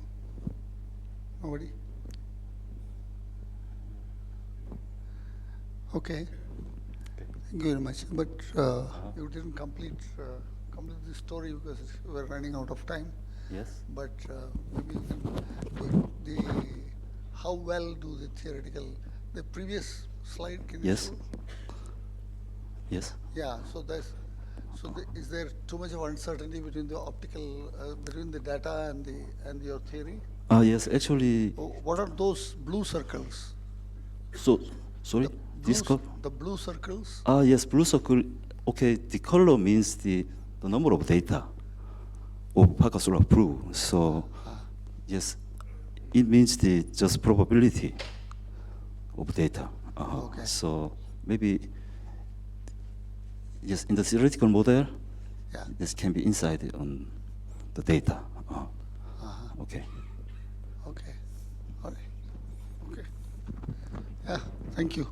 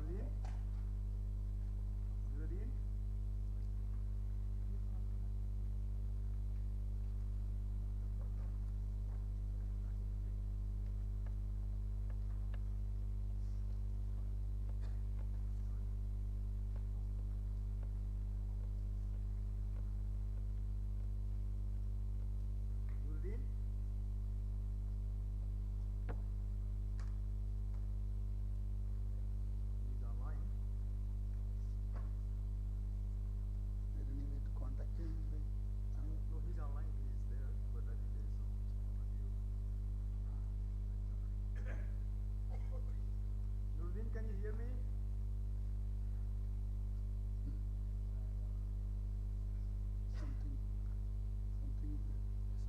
Something is happening.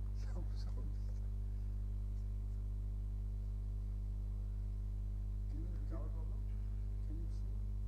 Yeah. Hello? Hi, Nurdin, can you hear me? Hey, man, how's it going? It's going very well.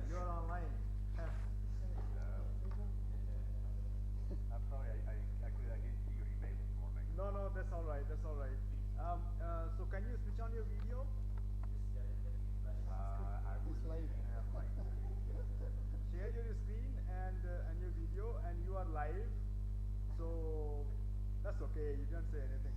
Okay. I'll stay silent. So, what do you see? I see your slide, the first one. But can you switch on your video also so that people can see you?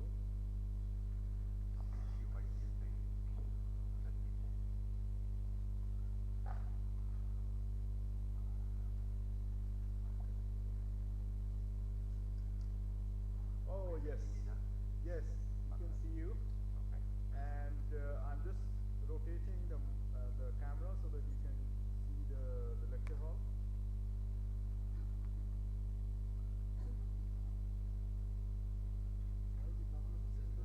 Hey, I guess you're connected. Good afternoon, everybody. Wait, you have not started yet. Yeah, just wait. Hello, Nuruddin.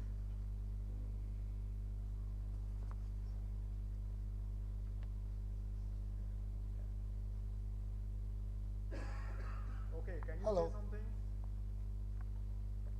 Can you see me, Nuruddin? Nuruddin, can you hear?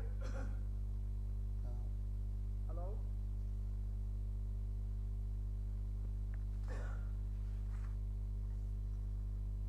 Yes, do you hear me? Yeah. I can hear you well. Can you hear me too? Okay. Yes, I do. Yeah. Okay. Okay, how much time do you have? You have half an hour including questions. 25 minutes? Okay. Okay, great. Okay. Yes.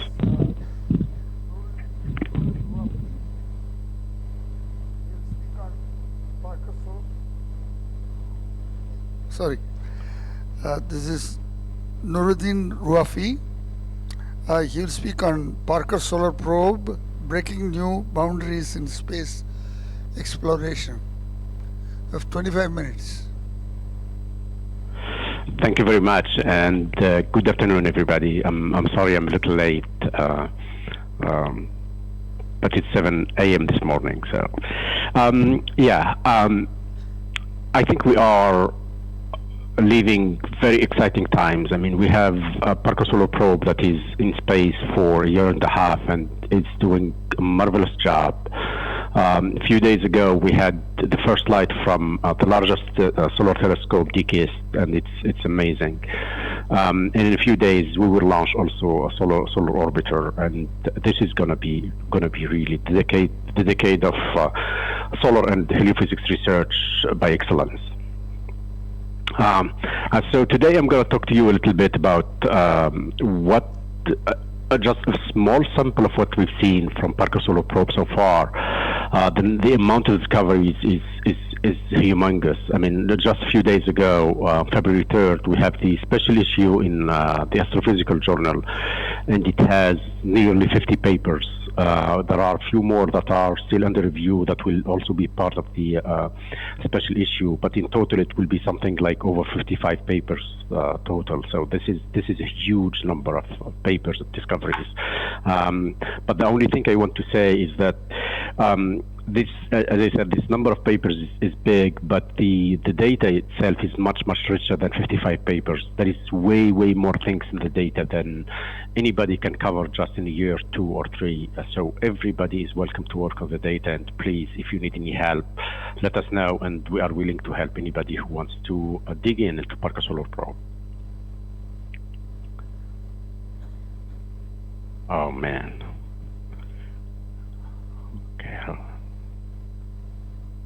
Okay, so the main science objective of Parker Solar Probe are basically 3 of them, is to try to explain the 3 major solar phenomena observed for decades now, but we don't have a complete understanding of them. The first one is the coronal heating problem. The solar corona is way more hotter than the solar surface, and that's a mystery that is 80 years old.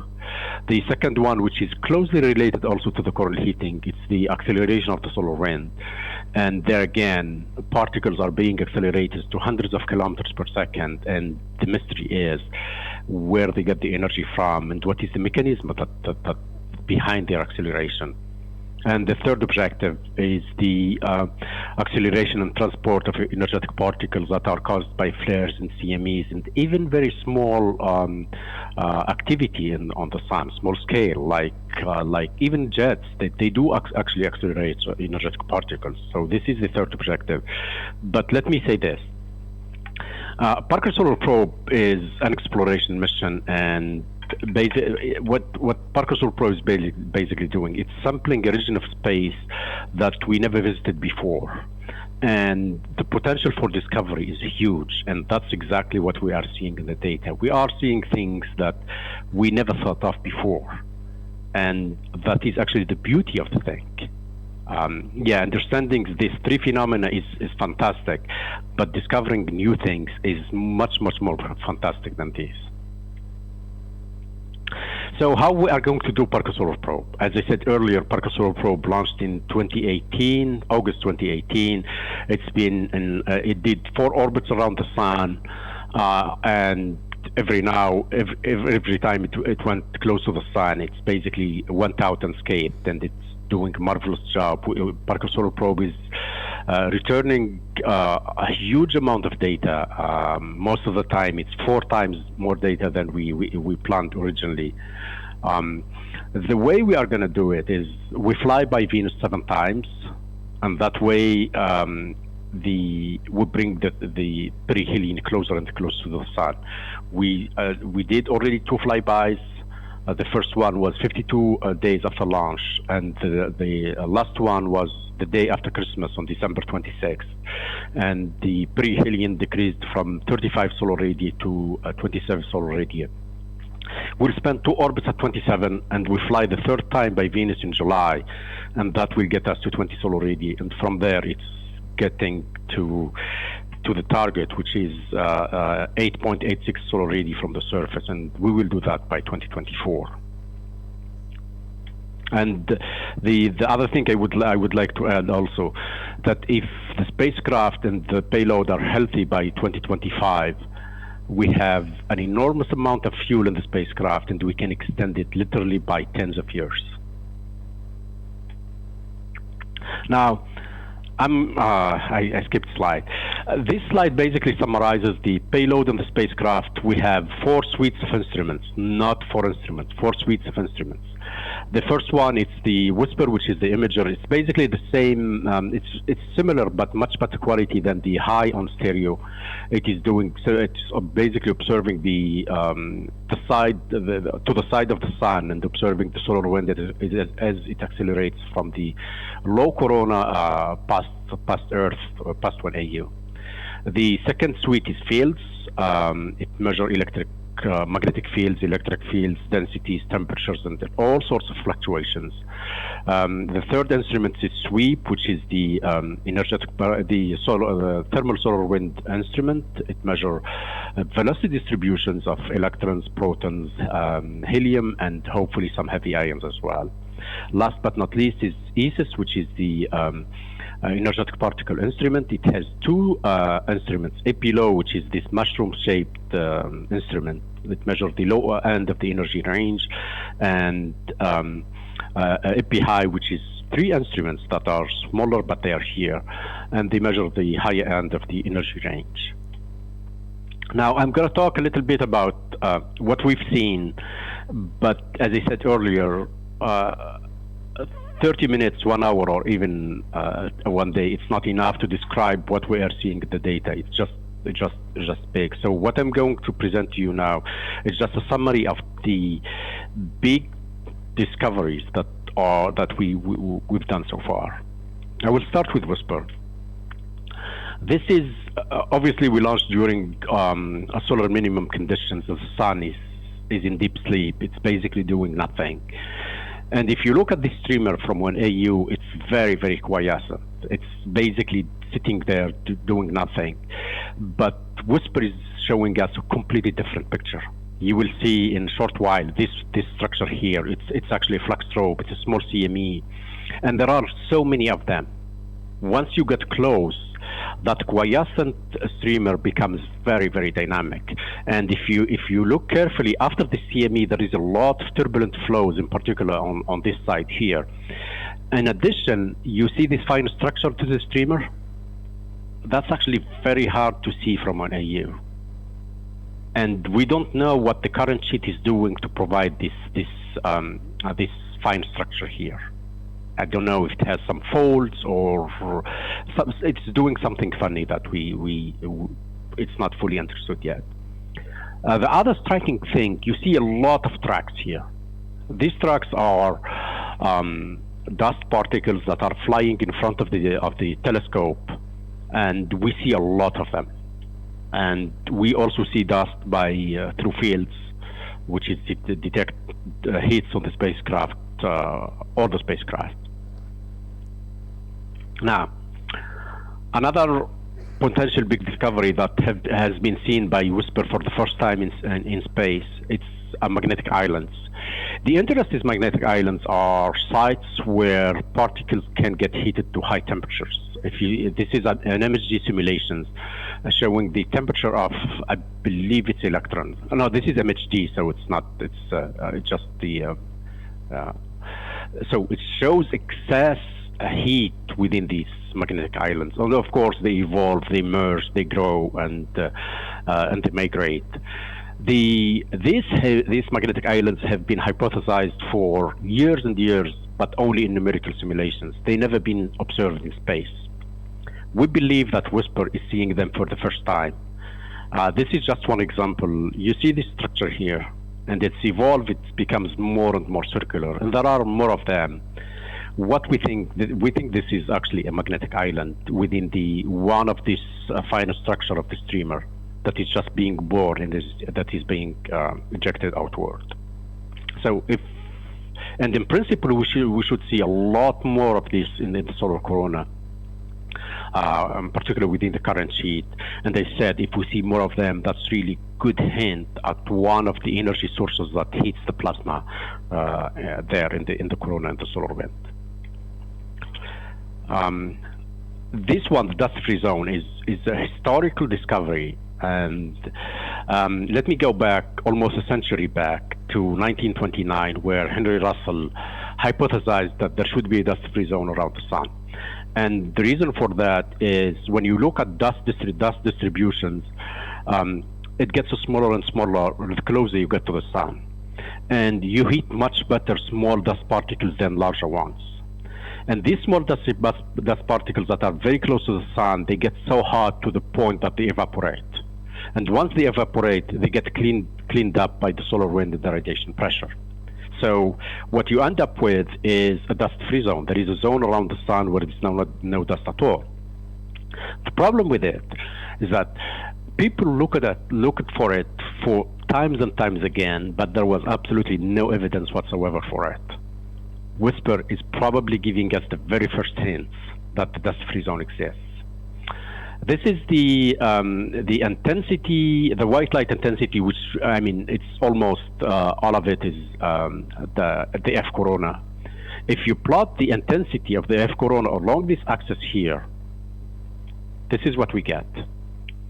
The dashed lines are the intensity of the F corona as seen by stereo and SOHO, basically from one AU. And what we see, it's from one AU all the way to the sun, it is always increasing. It doesn't decrease at all. And that means that there is no dust-free zone as seen from Earth. But WSPR, by getting closer, is showing us a different picture. These three curves here show the intensity of the F corona for different location of the spacecraft during along the orbit. And this is actually what the color code of these distances. And for every one of them, by the way, when we are for distances that are far away from the sun, WSPR measurements coincides with stereo and LASCO and other instruments that are far away. And that's actually a good thing, because we want that, we know that should be true. But as I said, closer down, that intensity starts declining. And that is actually what we think is the first indication that there should be a dust-free zone around the sun, because the decrease in the intensity of the F corona means that there is less dust that is scattering light. And hopefully with the data that we will be getting within 3 weeks from now, we will see even a much bigger decrease than this, because we are getting 20% closer to the sun. So this decrease will be more significant. So as I said earlier, if this is confirmed, this is historical, this is a big discovery for the mission.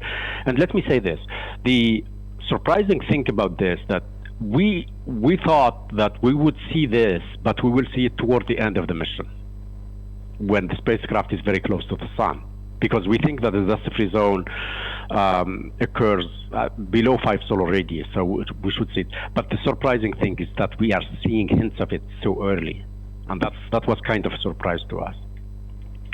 Let me go back to another big topic, which is probably will be the topic of many years to come, is what we call magnetic reversals or switchbacks. So from historical plasma data in space, we are used to fluctuations in the magnetic fields and other quantities, but these magnetic fluctuations are small amplitude fluctuations. Now, the masked region here is what Parker Solar Probe is showing us for the first time, and this is what we see. We see this thing here. It is the magnetic field is behaving in a very strange way that we never seen before in the solar wind. And the first time we got data, this data, that was 2 days before the AGU 2018, we had a meeting at the Smithsonian in DC to look at it, and we thought that the instrument there was a problem with the instrument. But we soon realized, no, the instrument is working fine, and these structures are real. It's physics. So what we are seeing is basically we are seeing folds in the magnetic field. The magnetic field will bend all the way back to the sun and out again within few tens of seconds to a couple of minutes at most. And it does this all the time. Okay. Now you may ask, okay, what is the big deal? You are seeing this, and what is the importance of these structures?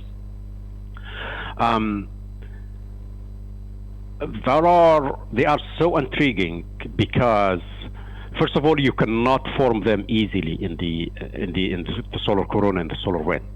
And even if you form them, how can you maintain them, in particular lower down in the corona where beta is low? And it's a big headache now for modelers and people doing numerical simulations. It's extremely hard to form these structures. But this is the most important fact about them. First of all, they come in groups, and groups are usually separated by quite a period of magnetic field. During this period here, the magnetic field is basically radial. It's doing nothing. The blue curve here is the density, and we can see that these switchbacks, they have a compressive component to them, and they are highly galvanic. So the bottom panel here gives us the energy content of the magnetic field in the plasma. And as you can see, during the quiet period of the magnetic field, the Poynting flux is very, very low. But once we hit the region of the switchbacks, it jumps by orders of magnitude. It's really high. And that's exactly what we need and what we are looking for. We are actually looking for sources of energies that can heat and accelerate the plasma. And switchbacks are one of the smoking guns that we've seen for the first time in space by getting very close to the sun. The expectation that when we get closer and closer to the sun, we will see much more of them. And as I said earlier, this is becoming a big topic that everybody is talking about and everybody is interested in, because this could be one of the major contributors to the heating and acceleration of the plasma. And as I said, from theoretical and numerical perspective, it is extremely hard, at least for now, to explain them. And the other thing also, we do not know where they come from. one of the ideas once we get closer to the sun, whether we will see the same structure as switchbacks or they will morph into a different phenomenon that we don't know now. So, but that's we have just to wait for Parker to get closer to the sun and tell us what is going on there. This one is also big, and this discovery is big, and it has far-reaching consequences on many fields.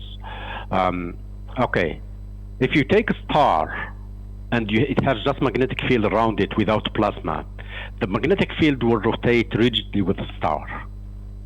But if you load the magnetic field with a plasma, it will start bending backward, simply because the plasma will try to always to shoot outward, radially outward. And this is actually what is shown by this animation here. And that's actually what we are used to in the sun.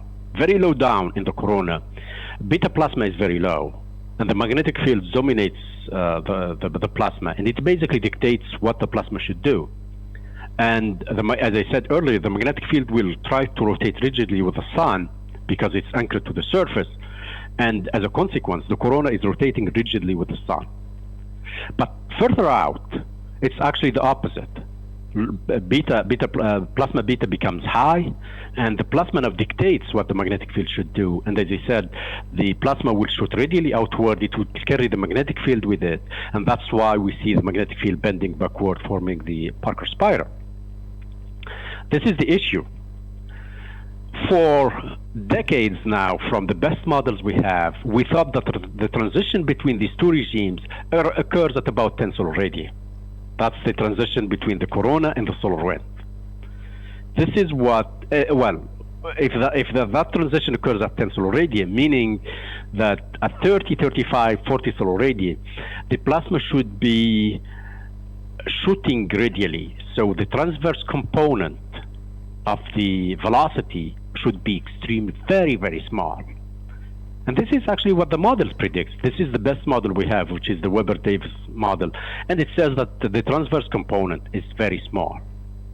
By the way, the red curve here is the rigid rotation with the sun. And the data is the transverse component of the plasma as shown by sweep from encounter 1 and encounter 2. If you take a distance of 35 solar radii or 40, sweep is telling us that the transverse component of the velocity is more than 20 times what we are seeing, what the model is predicting. So now this is the thing. It means, first of all, that the corona is doing something that we never thought of before. That the behavior of the plasma is completely different than our models. And the first consequence that we have to update our model accordingly. So that's the very first victim there. The other consequence is that it seems that the sun is losing angular momentum differently. It's not the way we thought. And this basically has also an implication on other stellar systems. How do stars lose angular momentum? And this new result has really big consequence on that.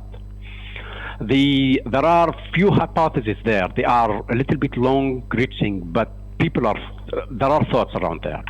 If this discovery is confirmed, it may mean that actually the younger sun was rotating faster than we thought. And if it was rotating faster, what is the impact on the formation of the solar system? Because the primordial cloud should have been rotating faster as well. So, if you will, this discovery has consequences on many, many aspects of research, going back to the formation of planetary systems around the sun and elsewhere in the universe. Last but not least is the energetic particles. I mentioned earlier that we launched it during a very quiet period of solar activity. It's deep solar minimum conditions. And if you look at the energetic particle fluxes around 1 AU, it is mostly background. We don't see much at all. And you look back at the sun is extremely quiet. It has been spotless for almost the whole year. And one of the question we were asking, not loudly, but at least internally we're asking, what ESA is going to see. This instrument costs millions of dollars, and if it's going to be sitting out there for 2 or 3 years seeing nothing, it's a bit of a disappointment. So it was kind of a concern, but the sun will do what the sun wants to do, so we cannot do anything about it. But to our surprise, when Parker Solar Probe got closer to the sun, this is actually what it showed. It showed a multitude of small energetic particle events.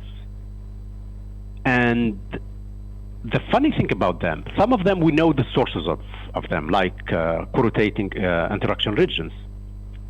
But some of them, we don't know where they come from. And by the way, they are small, but they are basically have the same characteristic as big events. There is another mystery about them. The black curve here is the orbit of Parker Solar Probe. On the inside of it, it's the intensities of energetic particles as seen by EPLO, the instrument that is measuring the lower end of the energy range. The outer part is the events seen by EP high. And some of these events, they are seen just by one instrument and not the other. Like this one, what is the cursor? Like this one, it's only seen by EP high. This one is only seen by EP low. And we don't really understand why is that. It's kind of surprising why that should be. And you look even at events like this one here, A and B, they are separated by almost 2 months, but they are actually the same event. And the reason we are seeing the same event separated by 2 months, we are seeing it on the inbound of the encounter and also on the outbound of the encounter, because the spacecraft is traveling so fast. It caught up with the event on the way in, but it also got it on the way out as well. So now, in terms of publications, and as you know, on December 4th, we had our first results published in Nature. We had 4 science papers. We have basically Nature gave us everything: the editorial, news and views, news in focus, and also we had this beautiful cover that the editor of Nature wrote me an email saying that this is his favorite cover of the year. On December 9th, Gene Parker has also a piece, news and views piece in Nature Astronomy. It's also available online. But this is the big load here. A few days ago, 3 days ago actually, we had the very first special issue for the mission in the UpJ supplement series. And as I said earlier, it's gonna be something like 55 papers total. And that's a really huge number of papers and of discoveries as well. But let me stress this again: the data is much richer than 50 papers. It will take us decades and decades to look into this data. And Parker Solar, the nice thing also about Parker Solar Probe, everything will be new because we are getting closer and closer to the sun, but also the solar cycle will rise. And that will give a different face to the sun. I'm almost there now. I'm going to skip this one because this is basically about plan. Yeah, this is actually something nice. For Orbit 4, we see the spacecraft basically crossing the solar disk from east to west. And we put an announcement there soliciting support for Parker Solar Probe. We were actually hoping for a handful of observatories here and there to support us. We got over 50 observatories around the globe trying to support Parker Solar Probe. And this is really heartwarming because it is a testimony to the interest and the excitement of everybody everywhere about the mission, about the science that the mission is giving. And this is really something this is Parker Solar Probe Orbiter and DKIST and other missions. They are basically unifying the community, the whole solar and heliosphere community, around some common goals, and this is really good. Yeah, this is basically the same thing. The other thing, it goes also. I'm almost there. I'm toward the end. Parker Solar Probe Orbiter, DKIST, and other big missions like the Indian mission, Aditya, they can be all successful on their own, and they will be. But if we work all together, we will be much, much more successful. And that actually should be a goal to all of us, that if we can collaborate and coordinate together, I think it's in the best interest of everybody. And I believe we should do that, definitely. That includes theoreticians as well, I should not forget them. The other one, and I'm going to stop here, we have the first conference, mission conference, Parker 1, will be at the Johns Hopkins Applied Physics Lab from March 23rd to 27. The registration deadline is passed, but it's not, you can register any time from now till the conference. You can also submit abstracts. They are late, but please, if you have abstracts, submit them. And we are looking forward to see you all at APL and talking about science that is relevant to Parkersburg probe, but also other science as well. And I will stop there, and I will be happy to answer any question if you have any.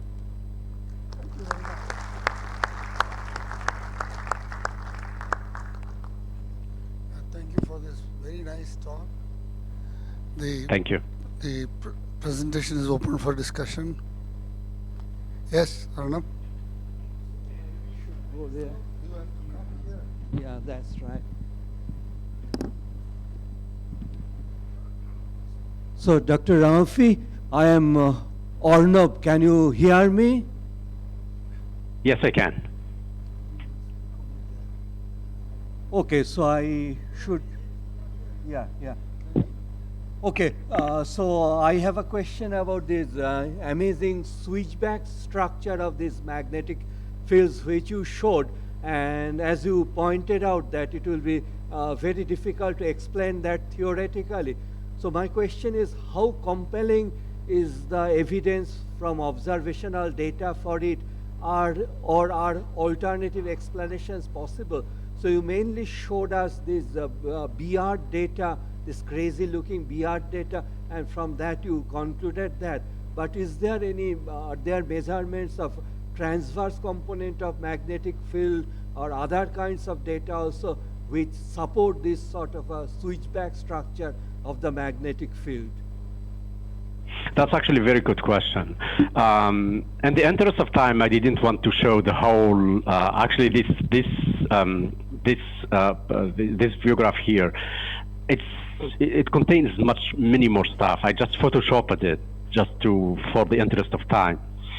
But to fully explain what we are seeing, we are basically using the full field measurements from fields. We are using plasma measurements from sweep, and we are putting everything together to get an understanding of them.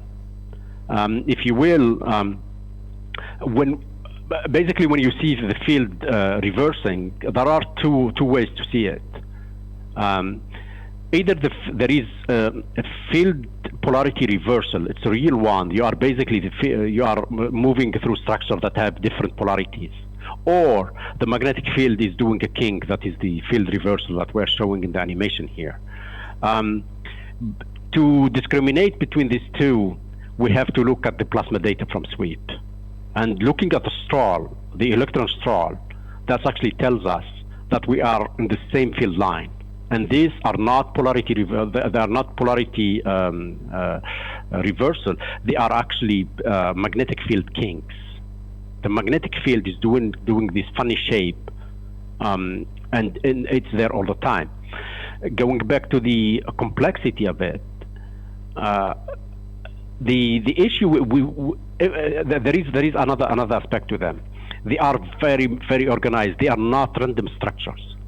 If you look at the whenever you cross one of these, the transverse component of the magnetic field and the velocity also, they will always try to kick in the direction of the rotation with the sun.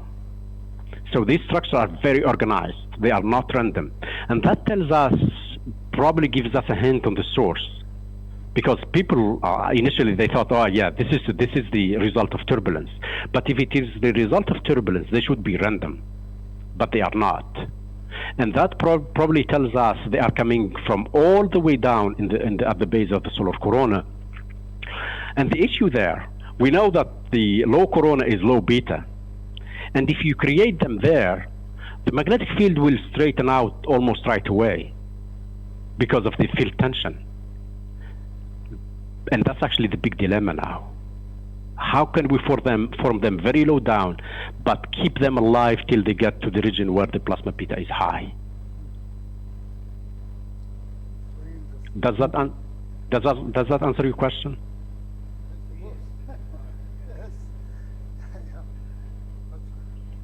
Hello, I'm Shibata.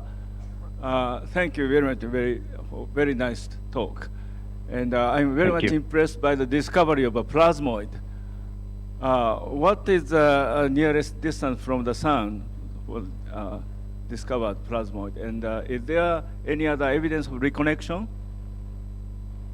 There is a lot of evidence of reconnection.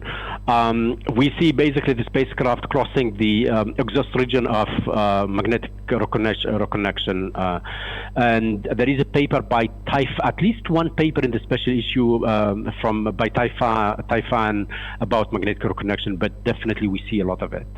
And by the way, even the switchbacks, if they are coming from very low down, the thought is that they are the result of interchange reconnection.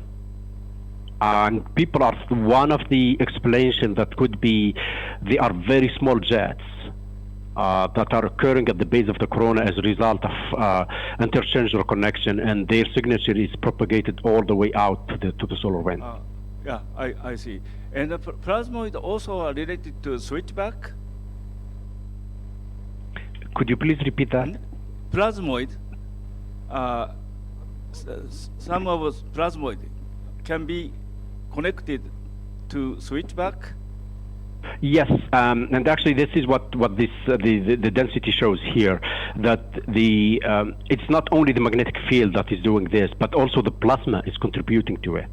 And whenever we have a switchback, the velocity, there is also an increase in the velocity all the time.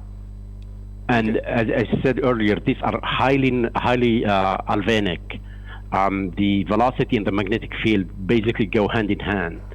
And there is also, as I said, the component of compressibility, which is a testimony that there is plasma ejecta that is traveling with these switchbacks as well. Okay, thank you very much. Thank you. Anybody else? Thank you very much for a fantastic talk. Thank you. Full of surprises. My pleasure.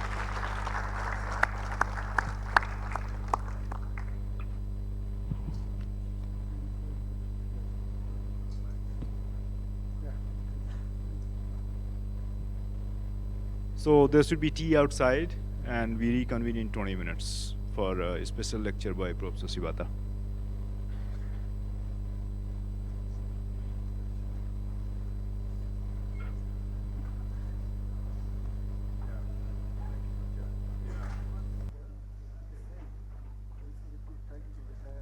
Thank you very much. Can you hear me? We can't hear you. Huh? Sorry.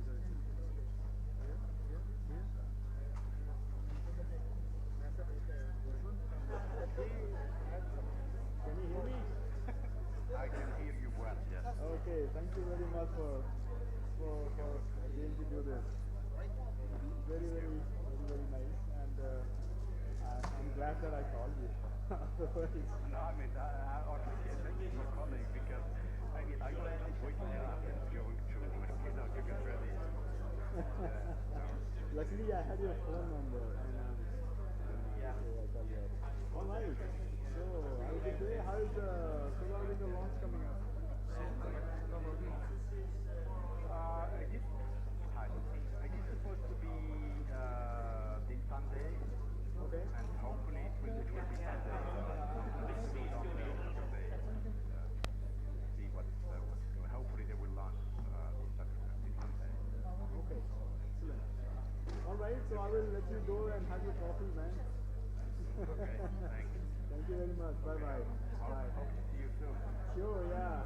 Let me see if I can come for the solar probe meeting. I want to use the Whisper data, so I'll get in touch with you.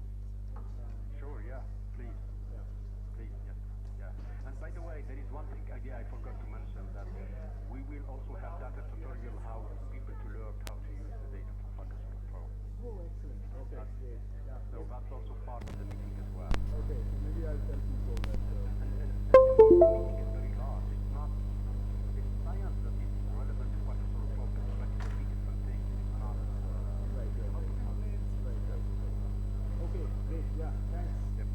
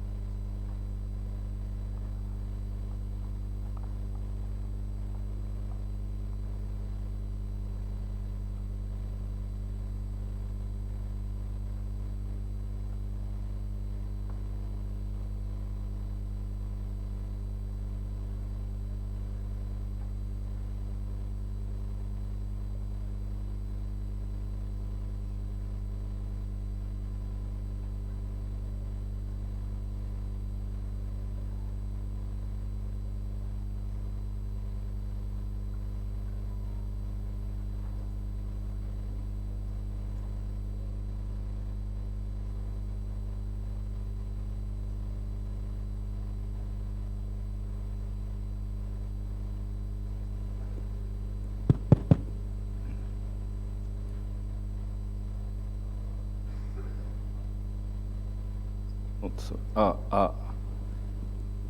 Maybe okay.